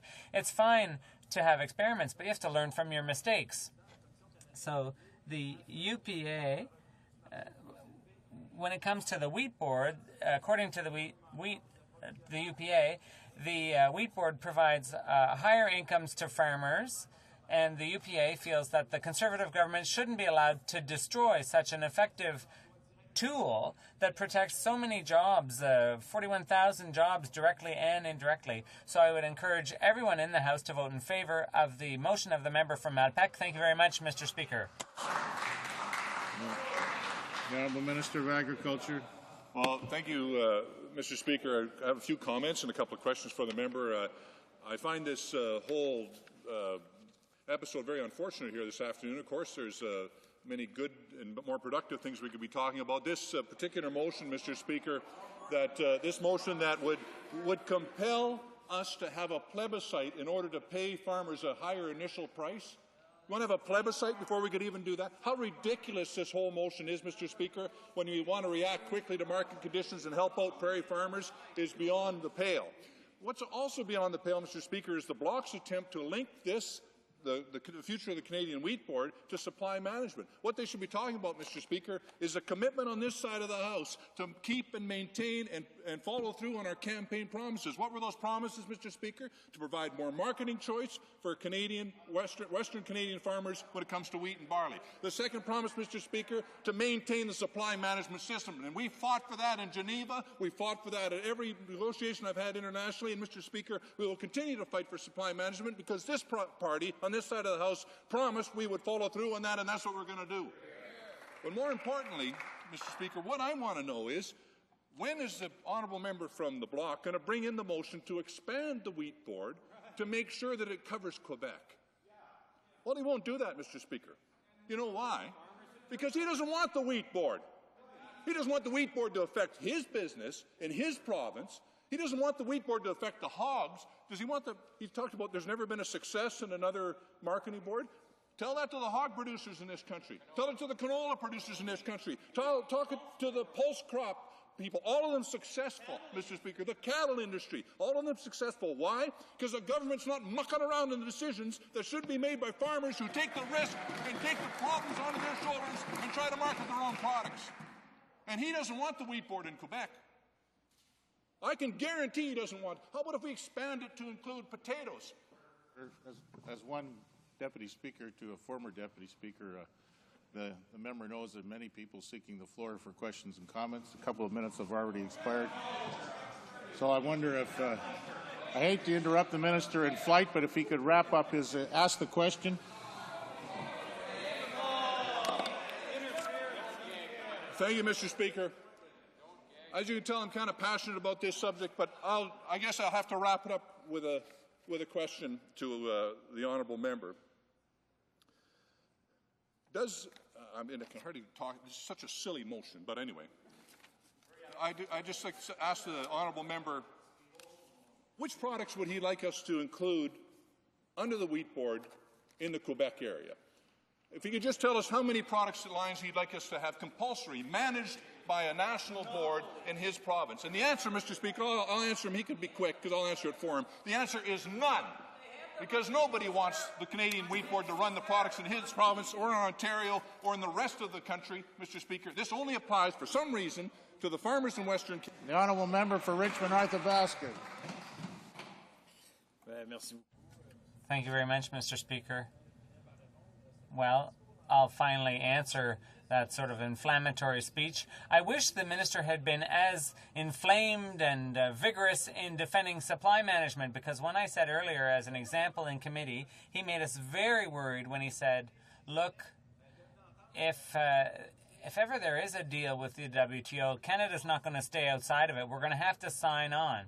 And that means at all cost? I asked at any cost, and he didn't answer. But now he's basically said yes, at any cost. He'll sign on for Canada at a WTO deal, regardless of what the effect is for supply management. I'd like the minister to defend our producers a bit more strenuously. Farmers are still dealing with various crises. We want a specific program to help farmers affected. And once the situation was resolved with the Americans, those farmers had to destroy their potatoes that had a blight, and it's not NISA that's going to help those farmers. We wish the minister had been just as passionate about these other problems and crises, and not just against the Wheat Board, not just attacking the Wheat Board. Mr. Speaker, this member was asked a direct question by the Minister of Agriculture. He has completely avoided it. What products are to be included under the Wheat Board? Exactly. If unanswered questions were points of order, we'd be constantly in points of order in this House. Resuming questions and comments, the honourable member for St. Boniface. Thank you very much, Mr. Speaker, and I thank my colleague for his comments. You're quite right. My colleague's right There's a lot of support in Western Canada for the Canadian Wheat Board. We've seen that. We've met with producers in Portage-la Prairie, for example, in Manitoba. There are colleagues on the other side of the House, too, who agree, who think that the Wheat Board works very well. What surprises me is that there are people on the other side of the House that aren't willing to represent their constituents. They've all been gagged, muzzled. We've seen this on other issues, too, put forward by the Conservatives. So what I'd like to know is how are these people prevented from being freer to represent their constituents? 73% of people who truly believe in this Canadian Wheat Board. And secondly, as my honourable colleague said, he received letters and opinions from people from Western Canada about the Canadian Wheat Board.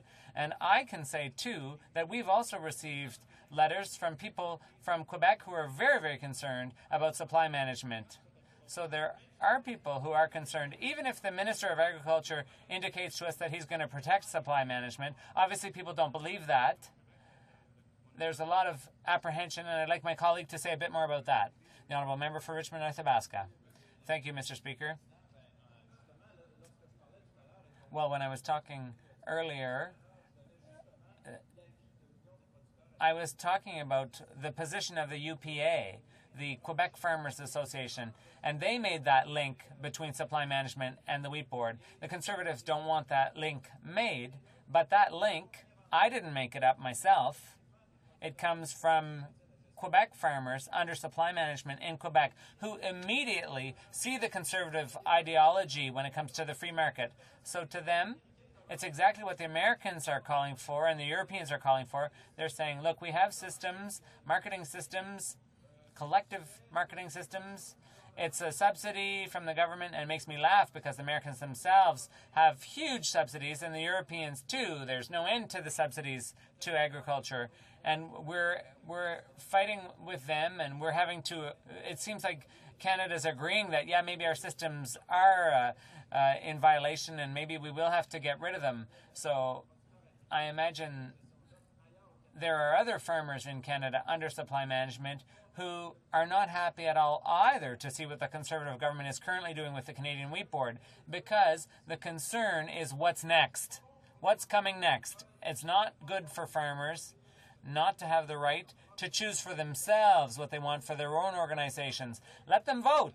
Let's be democratic, and let's accept the motion from the member for Malpeque. That's the only way to get the real answer, because the real answer won't come from the Conservatives. That's not where we're going to get it. The Honourable Member for Trinity-Spadina. Mr. Speaker, Ottawa is a very far away place from the Prairie Farms that we are dealing with at this point. I note that the Reform and the Alliance movement started by promising to give democratic rights to the grassroots, and that one of the key element is the right to vote for farmers to determine their own future, not politicians, not somewhere in Ottawa. And I don't understand why farmers are not given the chance or the choice to decide the future of their own farms and the future of the Wheat Board. So I have a question to my honourable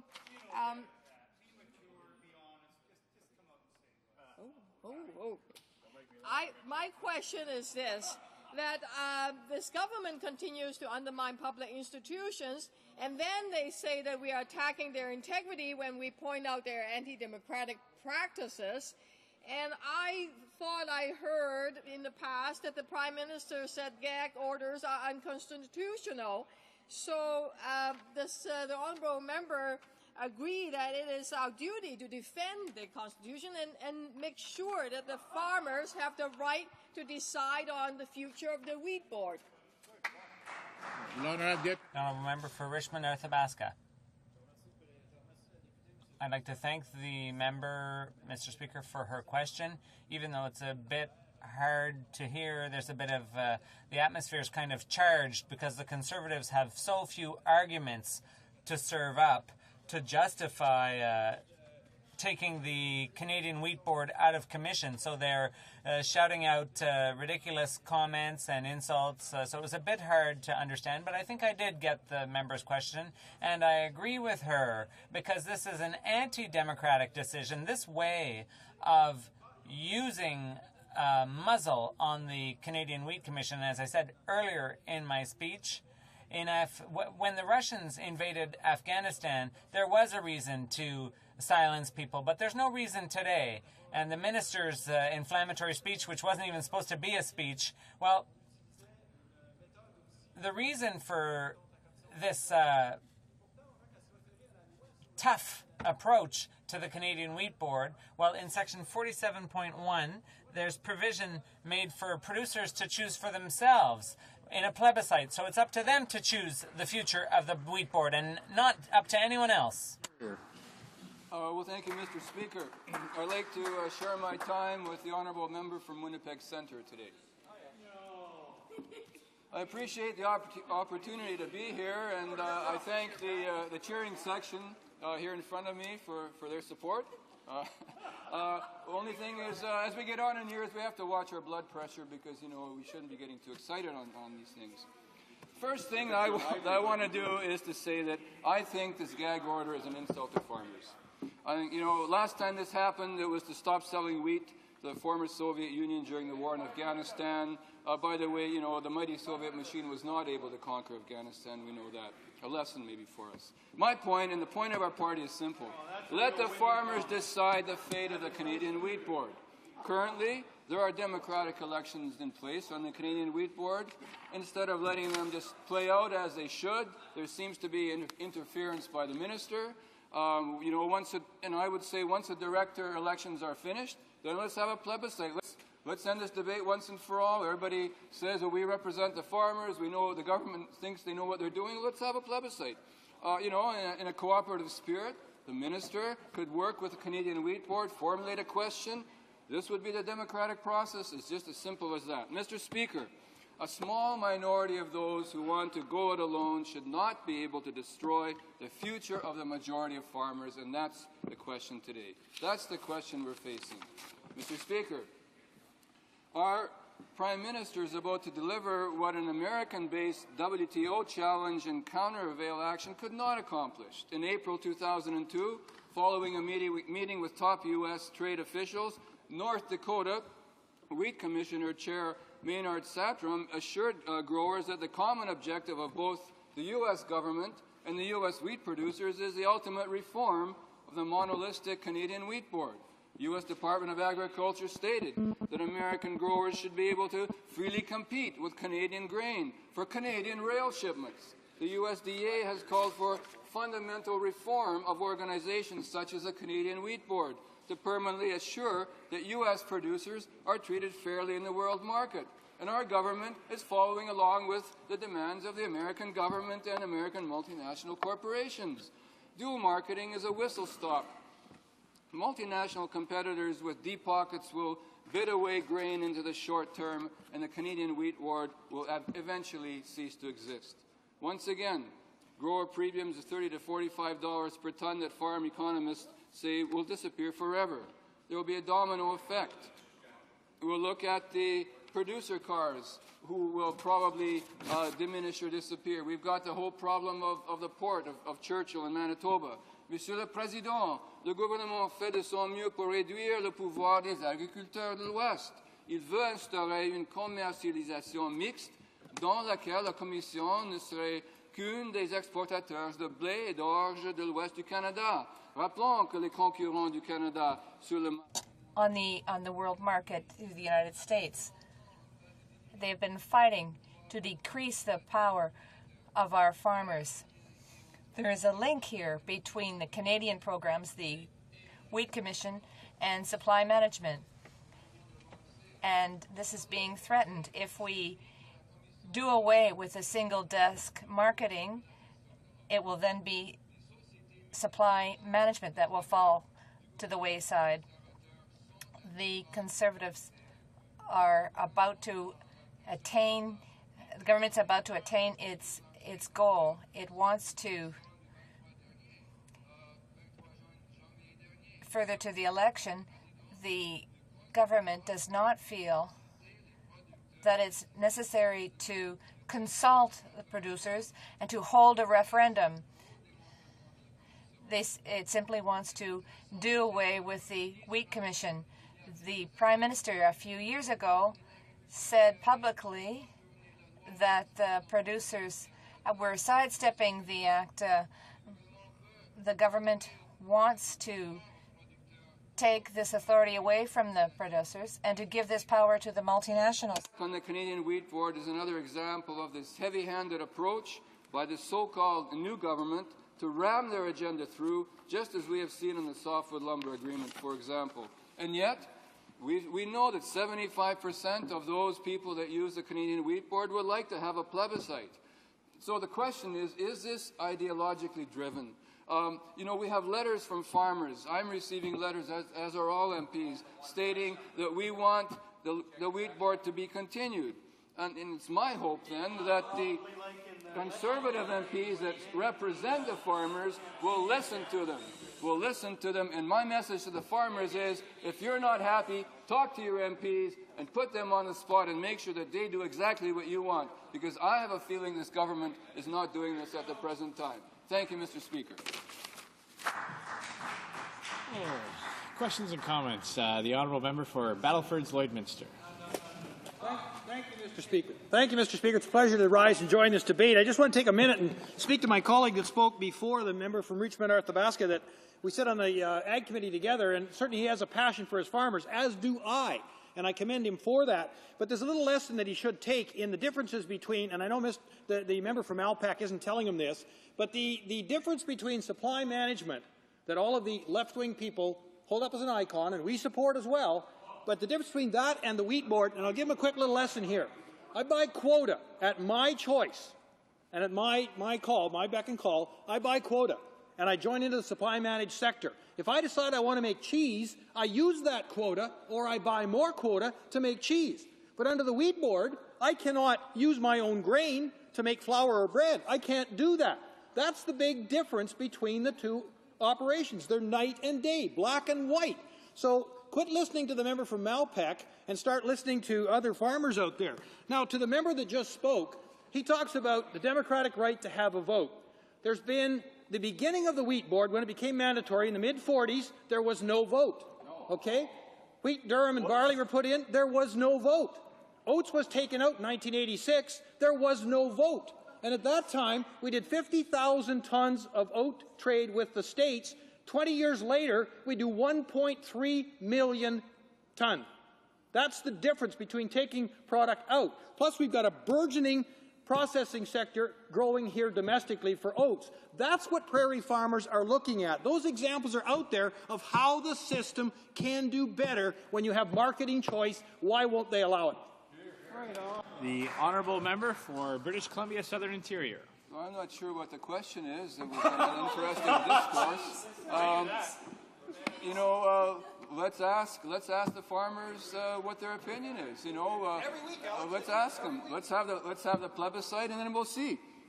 Are they on board or are they not on board? It's as simple as that. You don't understand it. Questions and comments. The Honourable Member for Saint-Hyacinthe-Bagot. Mr. Speaker, I would like to congratulate my colleague for his intervention. I'd also like to congratulate the member for Richmond Athabasca. Producers should be very proud to have someone like him, and we have had a system now for the past 35 years, and I would like to congratulate the member. And when I talk about UPA, I know what I'm talking about. When I hear what my colleague has to say, when he explained his understanding of the system and his convictions with respect to supply management and his attitude towards the Wheat Commission and his desire that things be democratic. I have a question for my colleague from the NDP. Why does he think that the Conservatives have chosen between given the international system, which is in total disarray, and the American situation, which is a real fiasco, and why is it that we want to copy that system here? Why do you think the Conservatives want to dismantle everything and have a free trade system that has never really worked in the agri-food market, particularly internationally? I'd like to thank my colleague for his question. But that's a question I'm asking myself as well. We have to be able to compete with other countries, with other multinationals. And it seems to me that if we dismantle the Canadian Wheat Commission, that we'll lose this power. We won't be able to compete. And it's the producers who are going to wind up suffering. Thank you, Mr. Speaker. And it was good to listen to the NDP opposition critic outline his support for the current concurrent motion. It's interesting, Mr. Speaker, that the member for Battleford Lloyd's minister in his question tried to, as they have consistently tried to do on that side of the House, confuse the facts. He is right. He's right in what he said about oats. He's right in what he said about oats. But that, Mr. Speaker, was prior to 1998 when the Act changed. Does the Minister, does the Parliamentary Secretary, does the Minister of Battleford Lloyd Minister not know that in 1998 the Canadian Wheat Board changed from being a government agency with appointed commissioners to an elected board of directors, Mr. Speaker? And so my question really is twofold to the opposition critic for the NDP. The Parliamentary Secretary earlier, he neglected too, Mr. Speaker, to mention the fact that 88% of farmers in the survey he talked about said they wanted a vote to decide the future of single-desk selling. So the only government mucking around, as the Minister of Agriculture said, the only government ever mucked around and gave directives to the Wheat Board is this one, with the exception of the war in Afghanistan when the Russians invaded. What does the NDP critic believe? Does he believe that we should have a vote on the choice on whether or not they want single-desk selling or not? Should that be what the vote should be as mandated under the Act? There's about 30 to 45 seconds left for a reply. Well, I thank you very much. I thank the honourable member for his question. Of course, if it's 88% or 80% or 70% of the members want to vote or want to have a choice, vote on to have single desk or not, well, of course we have to do that. You know, let's remember that, and the roots of the party, of the government, are a grassroots. This is a grassroots party. Let's respect the grassroots and let's go along with the farmers and have that vote. Resuming debate, the honourable member for Winnipeg Centre. Well, thank you, Mr. Speaker, and thank you to my colleague for allowing me to share the time. I wanted to rise today, Mr. Speaker, to take part in this debate because I represent the downtown area of Winnipeg that is the home, in fact, to the headquarters of the Canada Wheat Board, and coming from a prairie province that depends so much on agriculture and farm income, I felt it was necessary for me to enter the debate. Let me start by saying simply, Mr. Speaker, that there is no business case for abolishing the Canadian Wheat Board. It's pure ideological madness. It's an ideological crusade that the Conservative Party has undertaken really to do the Americans' dirty work for them in many cases, because the Wheat Board has been the subject of 11 separate U.S. trade attacks, Mr. Speaker, and they've won every one of them. So what the Americans couldn't do through legitimate trade attacks, and believe me, even before the ink was dry in the 1989 Free Trade Agreement, they were gunning for the Canadian Wheat Board. They made no bones about it whatsoever, Mr. Speaker. But in fact, the Americans wanted the Wheat Board out of the way. It's a trade irritant, just like the softwood lumber deal was a trade irritant, and the new Conservative government is dutifully falling in line to do the dirty work of the Americans. Let me say simply, for a lot of people don't understand, I don't think, how the Wheat Board works if they're not in the industry. The reason a dual market won't work, and the reason the dual market will in fact be the death rattle of the Canadian Wheat Board, is very simple. If the open market is higher than the initial payment, the board won't get any deliveries. But if the initial payment is higher than the market, then it gets all these deliveries, but it has to sell them at a loss. That's why this dual marketing will not, in fact, work. It will be the death rattle. I only ask members here, and I ask very respectfully for them to think back to the voluntary central selling agency run by the pools in the 1920s, and to the voluntary Canadian Wheat Board, which was run in 1935. Both of them had spectacular bankruptcies. At the time, the greatest business bankruptcies in Canadian history, Mr. Speaker, for that simple reason. A voluntary Canadian Wheat Board will not work. It will not survive. Now, we've had letters from farmers, and I just want to read one. I know people have questioned the veracity of these letters. These are letters written by individuals, farmers, signed by them. This one is from Mr. Howard Soley. He challenges the statements from our current minister and from the parliamentary secretary. He says the statement that the majority of farmers support the concept of dual marketing is false. I believe it is false as well. I believe if it was put to a plebiscite, if it was put to a fair vote, we would be able to verify that. The statement that the present government has a mandate to end the monopoly of the Canadian Wheat Board is false. And the statement that it's not about economics, it's about freedom, which I've heard the minister and others say, is just plain stupid, according to Mr. Howard Soley. I wouldn't say that. He says, in this case, freedom is just another word for nothing left to lose. Leave the Canadian Wheat Board alone. It's the only support left for Western Canadian farmers. That's from Mr. Howard Soley from Richmond, Saskatchewan. Now, Mr. Speaker, that brings me to the point of this gag order. The minister says that I called him a fascist for denying them the right to vote and then imposing this gag order. I did not call the minister a fascist. I said it was like fascism to deny that democracy, and I said that imposing that gag order, I said that Mussolini would be proud the way they introduced this gag order over Canadian farmers, because they're not. It's like an unfair fight. It's an issue of natural justice. Here we have misinformation abounding, or information that we disagree with. And the Canadian Wheat Board claims to have other evidence to the contrary, but they're not allowed to bring it into this public debate about the future of the Wheat Board. How can that be seen to be fair? Let me tell you a couple of the facts that we would enter, and I'm sure the Wheat Board would make public if they were allowed to. One study found that in 2001, farmers got about $10 per ton more under single-desk selling than they would have otherwise received. And that's a study by a Dr. Richard Gray. I'll be happy to table that.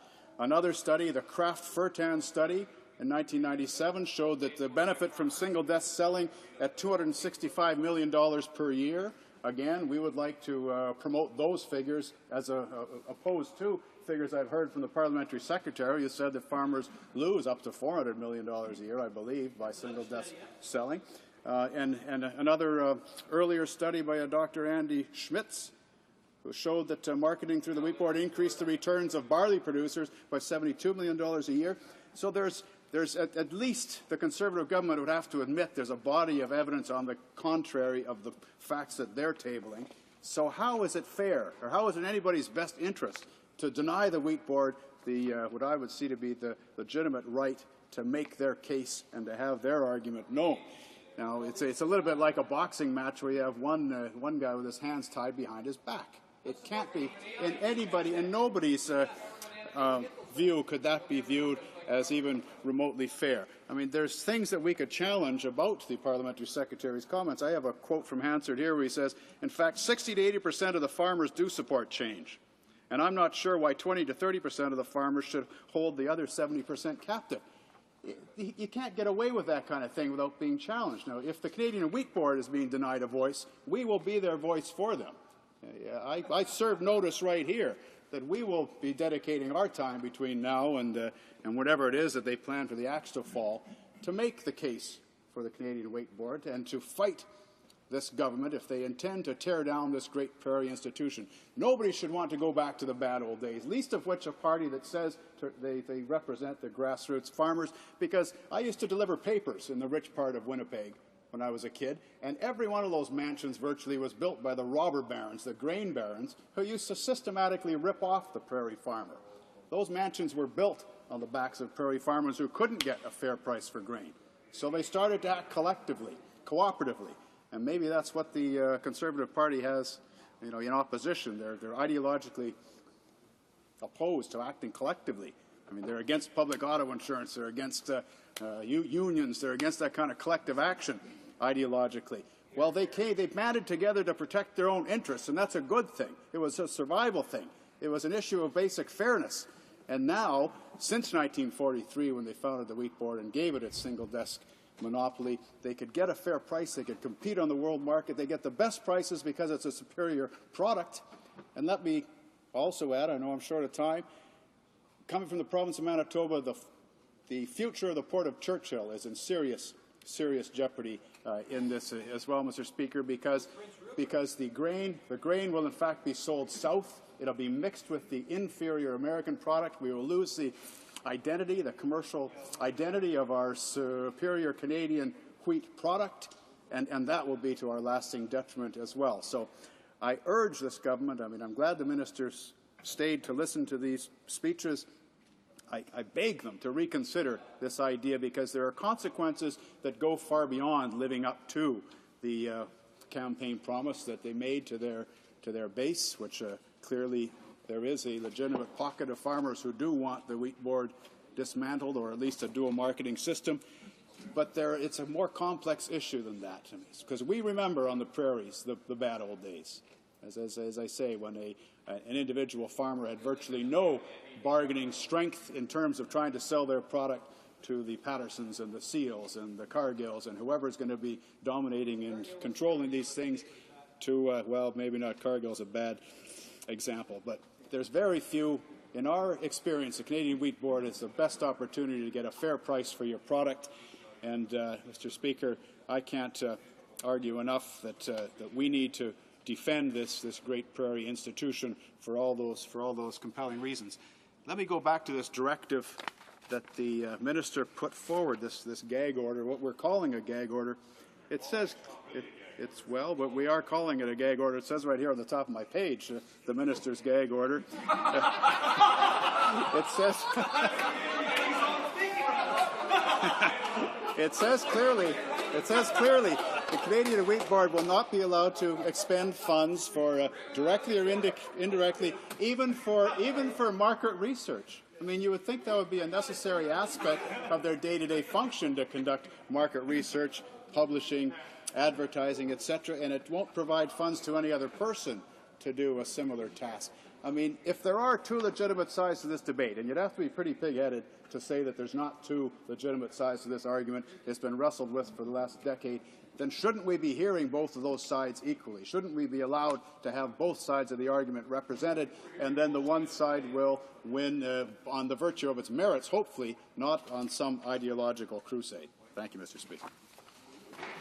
Questions and comments? Oh boy, I sense a lot of people interested in taking part in this debate, so if we can keep the questions and the comments as brief as possible, then we can accommodate more members to participate. The Honourable Member for Yorkton.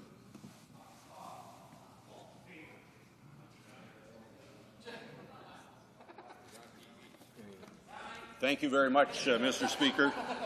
And I agree with the member that we should hear from farmers, we should hear from both sides. And I have just received a letter from someone in my constituency. Now, a little bit of background here, and if the member from Malpeque will just tone it down a little bit, maybe we'll be able to get some communications going here.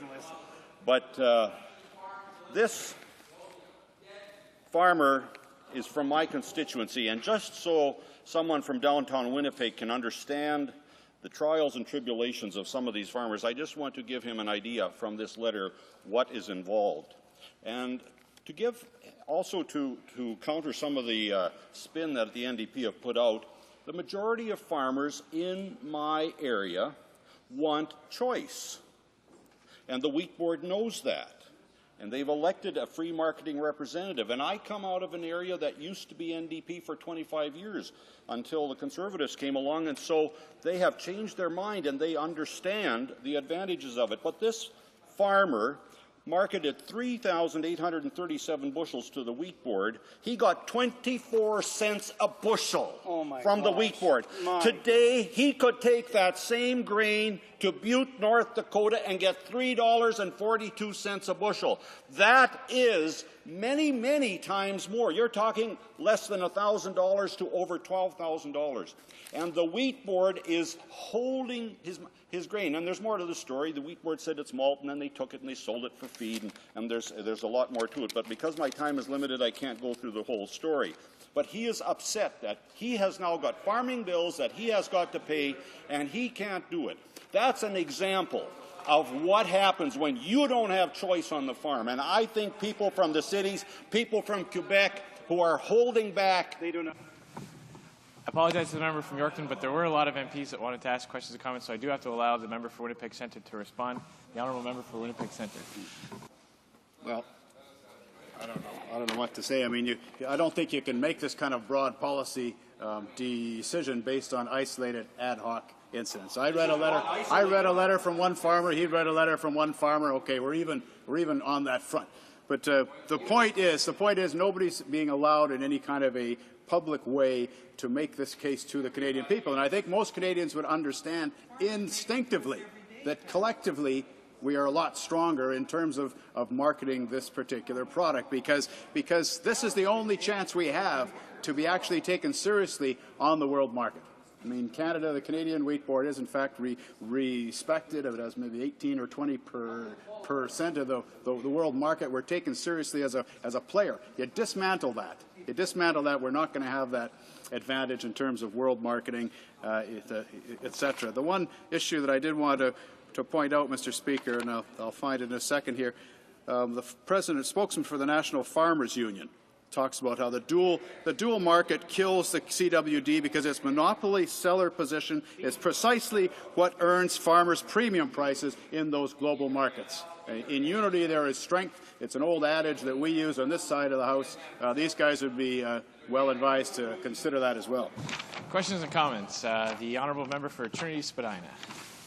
Oh, sorry. The honourable member for St. Boniface. Well, thank you very much, Mr. Speaker. And I was listening to my honourable colleague when he's speaking about the dual marketing system and why, in fact, it doesn't exist. It's a smokescreen. This is a scam. When you put this in place, you're in fact dismantling the wheat board. And I'll tell you what. If the parliamentary secretary to the Minister of Agriculture has been stating for years that he wants to dismantle the wheat board. So if that is in fact what they want to do, why don't they just come out and say it? Why did they go through this backroom way of doing this? So I'd like to ask my honourable colleague if he'll agree with me that this is in fact a roundabout way of doing things. The honourable member for Cypress Hills Grasslands on a point of order. Mr. Speaker, I'd like to make a point of order to correct. He's attacked me personally here, and I would like to make it clear that our position is what it's been in the past, and that is that we want to see the Canadian Wheat Board as one of the options for farmers. And if he's going to accuse me of other things than that, he should be accurate in what he's saying. Not sure if that's a point of order or not, but thank the honourable member for that intervention. The honourable member for Winnipeg Centre. We can have just a little bit of order in the House for the last few seconds of the honourable member from Winnipeg Centre. Thank you. Well, thank you, Mr. Speaker. I think I understand the question from my colleague from St. Boniface. The Conservative government is trying to do through the back door what it could not do through the front door because by statute, to make these changes to the way the wheat board operates, you have to put it to a vote of the member farmers. Now, they've started a gerrymander with the voters list because I think they know they're on shaky ground. They are going to have to allow farmers to vote on this. It's not just because we've accused them of being undemocratic. They're probably getting that same advice not only from the Canadian Wheat Board, not only the member farmers. Maybe there's people that aren't afraid of democracy breaking out. So they're trying to do this through the back door without going to a vote of the people, which is required by statute. That's what led me to say this is fascism, to deny democracy in this way. Resuming debate. Before I recognize the member for Winnipeg South Centre, I would just let her know that at 5:30 I will have to interrupt proceedings to call in the members for the vote. Speaker, how much time I have? About 4.5 minutes. Thank you. The honourable member for Winnipeg South Centre. Thank you, Mr. Speaker. It's no coincidence, Mr. Speaker, that you see so many members from Manitoba rising today. This is a very important issue for the province of Manitoba. There are my two colleagues here, my colleague across the way. This is a very important issue for the province of Manitoba. It's important for the farmers of Manitoba. It's important for the communities of Manitoba. It's important for the city of Winnipeg, and it's very important for the Port of Churchill. So, Mr. Speaker, we rise with great concern today to speak to this issue. Because I have only a short time, Mr. Speaker, I'm going to take a slightly different tack and talk about the whole issue of and I should add, Mr. Speaker, that I'm sharing my time with my colleague from St. Boniface, who will pick up when we resume debate on this. But what I'm struck by, Mr. Speaker, is the whole lack of any semblance of balance or fairness on this issue. It's all gone, it's out the door, and they make no pretense across the way. I often find myself sitting here, Mr. Speaker, thinking of the fact that I, like many of my colleagues, go into schools to talk about how democracy does and doesn't work, how we as members of Parliament advance issues, how there's opportunity for community members to speak to both sides of the issue. And here is really a case study for students on what one does not want to see in a democratic country. Muzzling, gagging, misinformation, keeping people out of meetings. Mr. Speaker, it began... Order. The honourable member from Winnipeg South Centre doesn't have a whole lot of time before we have to call in the members, so maybe we could just let her finish off her comments. Boys have their fun too, Mr. Speaker. I don't mind. Mr. Speaker, the muzzling began with a private meeting in Saskatoon. We've heard about that. We've heard about how the interested parties of Manitoba and Saskatchewan were not invited. We heard how the only when they asked for an invitation were they included in the back row, not at the table, my friend. Sitting in the back row. It should have been further back. We heard about this meeting earlier. We heard about the appointment of a task force. Mr. Speaker, any semblance of balance was absolutely gone. Just give 1, 2, 3 people an opportunity who might put a pro-Canadian Wheat Board position forward. Oh no, Mr. Speaker, they don't trust the arguments that might be there. Now we have documented evidence of lobbyists setting it up so that we get letters from those who are opposed to the Wheat Board. Anyone with a contrary opinion, Mr. Speaker, has been ignored by the Harper government. And I'm sorry, by the Conservative government. My mistake, Mr. Speaker. I should have known better. But it will not be for long, as my colleague says. But any semblance of dissent has been stifled. The gag order on the Wheat Board, Mr. Speaker, I ask my colleague here, do you think that those who work for the Wheat Board, those who are concerned with the Wheat Board, are they allowed to speak to their members of Parliament, or are they too frightened, or does the gag order go that fast? Are you telling me I'm finished? Okay. Yes.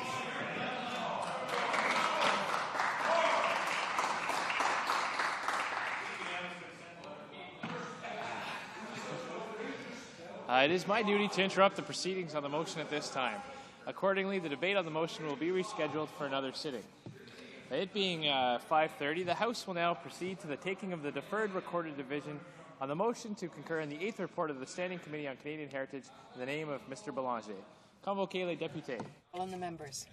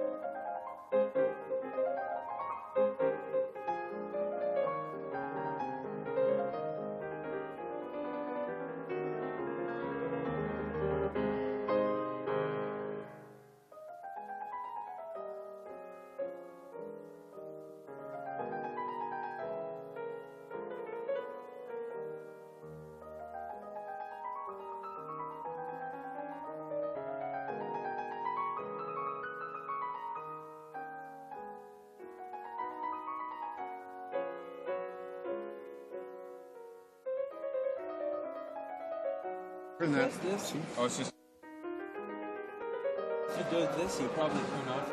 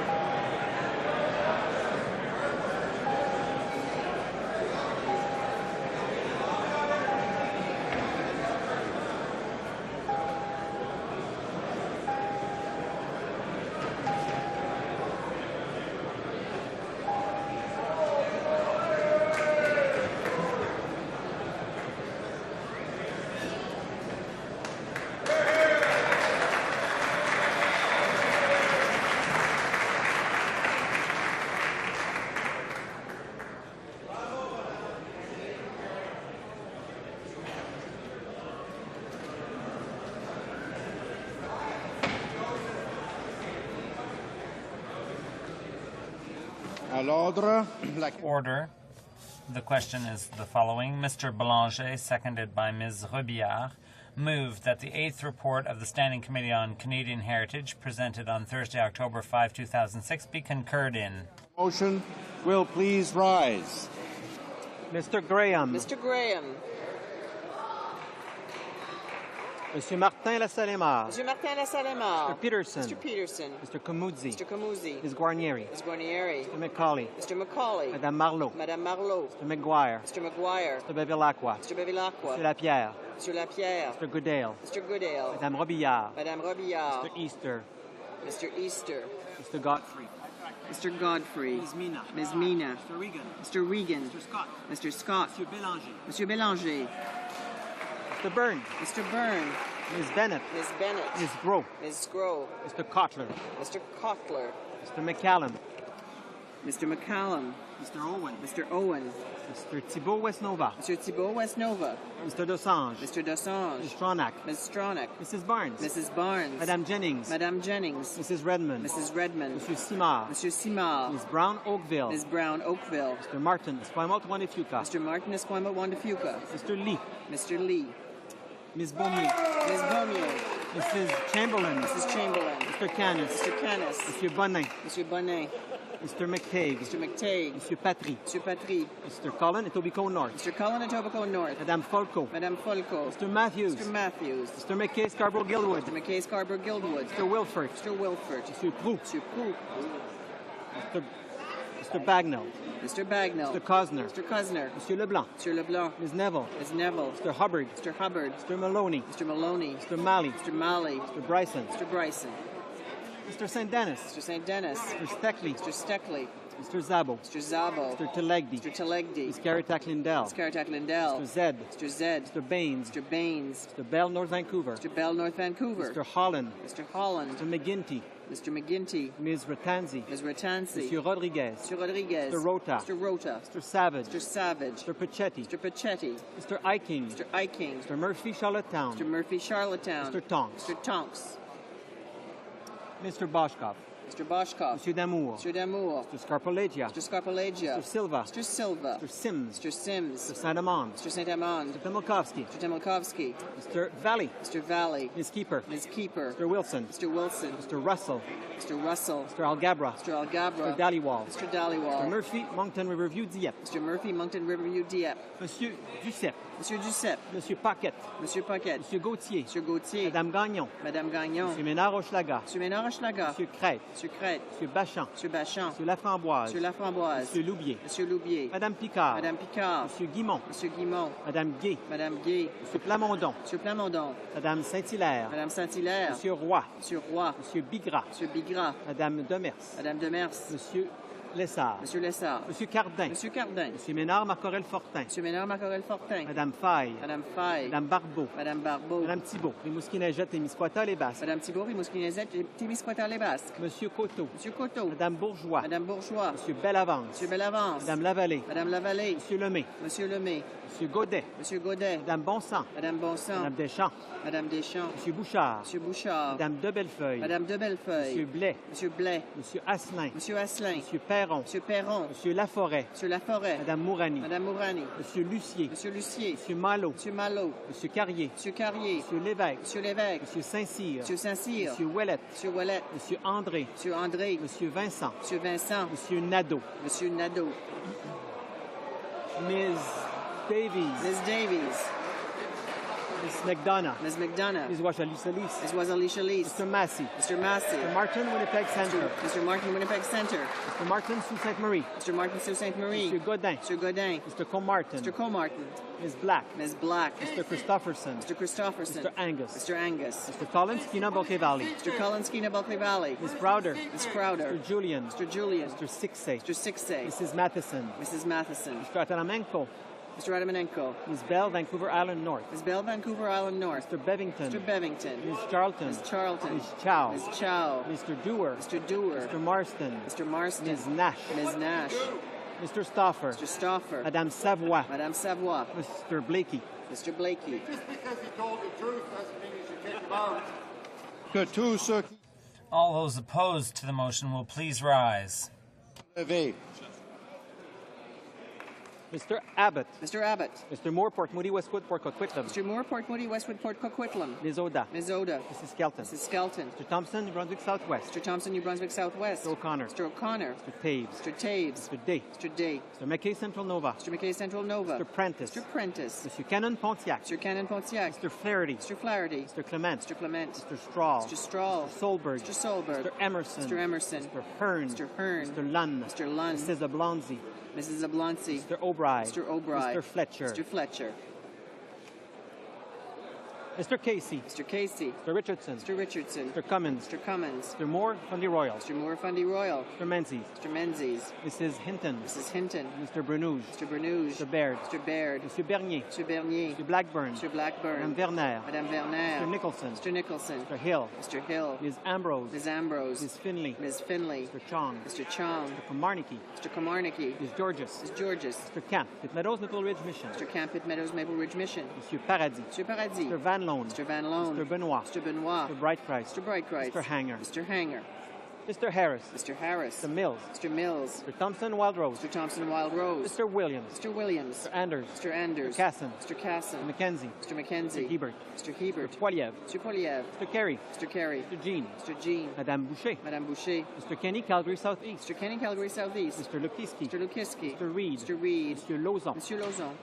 Mrs. Yelich. Mrs. Yelich. Monsieur Gould. Monsieur Gould. Mr. Anderson. Mr. Anderson. Mr. Warawa. Mr. Warawa. Mr. Doyle. Mr. Doyle. Mr. Kitty, South Shore, St. Margaret. Mr. Keddy, South Shore, St. Margaret. Mr. Ritz. Mr. Ritz. Mr. Fitzpatrick. Mr. Fitzpatrick. Mr. Goldrain. Mr. Goldrain. Mr. Albrecht. Mr. Albrecht. Mrs. Gallant. Mrs. Gallant. Mr. Lunny. Mr. Lunny. Mr. Merrifield. Mr. Merrifield. Mr. Rajat. Mr. Rajat. Mr. Sorensen. Mr. Sorensen. Mr. Velicott. Mr. Velicott. Mr. Schellenberger. Mr. Schellenberger. Mr. Allison. Mr. Allison. Mr. Batters. Mr. Batters. Mr. Bazan. Mr. Bazan. Mr. Jaffer. Mr. Jaffer. Mr. Brown, Leeds Granville. Mr. Brown, Leeds Grenville. Mr. DeVolen. Mr. DeVolen. Mr. Goodyear. Mr. Goodyear. Mrs. Greywall. Mrs. Greywall. Mr. Cramp, Prince Edward Hastings. Mr. Cramp, Prince Edward Hastings. Mr. Miller. Mr. Miller. Mr. Preston. Mr. Preston. Mrs. Smith. Mrs. Smith. Mr. Tilson. Mr. Tilson. Mr. Trost. Mr. Trost. Mr. Tweed. Mr. Tweed. Mr. Watson. Mr. Watson. Mr. Allen. Mr. Allen. Mr. Blaney. Mr. Blaney. Mr. Brownberry. Mr. Brownberry. Mr. Calkins. Mr. Calkins. Mr. Cannon, Kelowna, Lake Country. Mr. Cannon, Kelowna Lake Country. Mrs. Davidson. Mrs. Davidson. Mr. Del Mastro. Mr. Del Mastro. Mr. Dykstra. Mr. Dykstra. Mr. Fast. Mr. Fast. Mr. Harvey. Mr. Harvey. Mr. Hahn. Mr. Hahn. Mr. Lake. Mr. Lake. Mr. Pallister. Mr. Pallister. Mr. Epp. Mr. Epp. Monsieur Lemieux. Mr. Lemieux. Mr. Manning. Mr. Manning. Mr. Mays. Mr. Mays. Mr. Norlock. Mr. Norlock. Mr. Petit. Mr. Petit. Mr. Shipley. Mr. Shipley. Mr. Stanton. Mr. Stanton. Mr. Storsett. Mr. Storsett. Mr. Sweet. Mr. Sweet. Mr. Van Kesteren. Mr. Van Kesteren. Mr. Wallace. Mr. Wallace. Mr. Workington. Mr. Workington. Monsieur Galipeau. Mr. Galipeau. Mr. Scheer. Monsieur Arthur. Monsieur Arthur.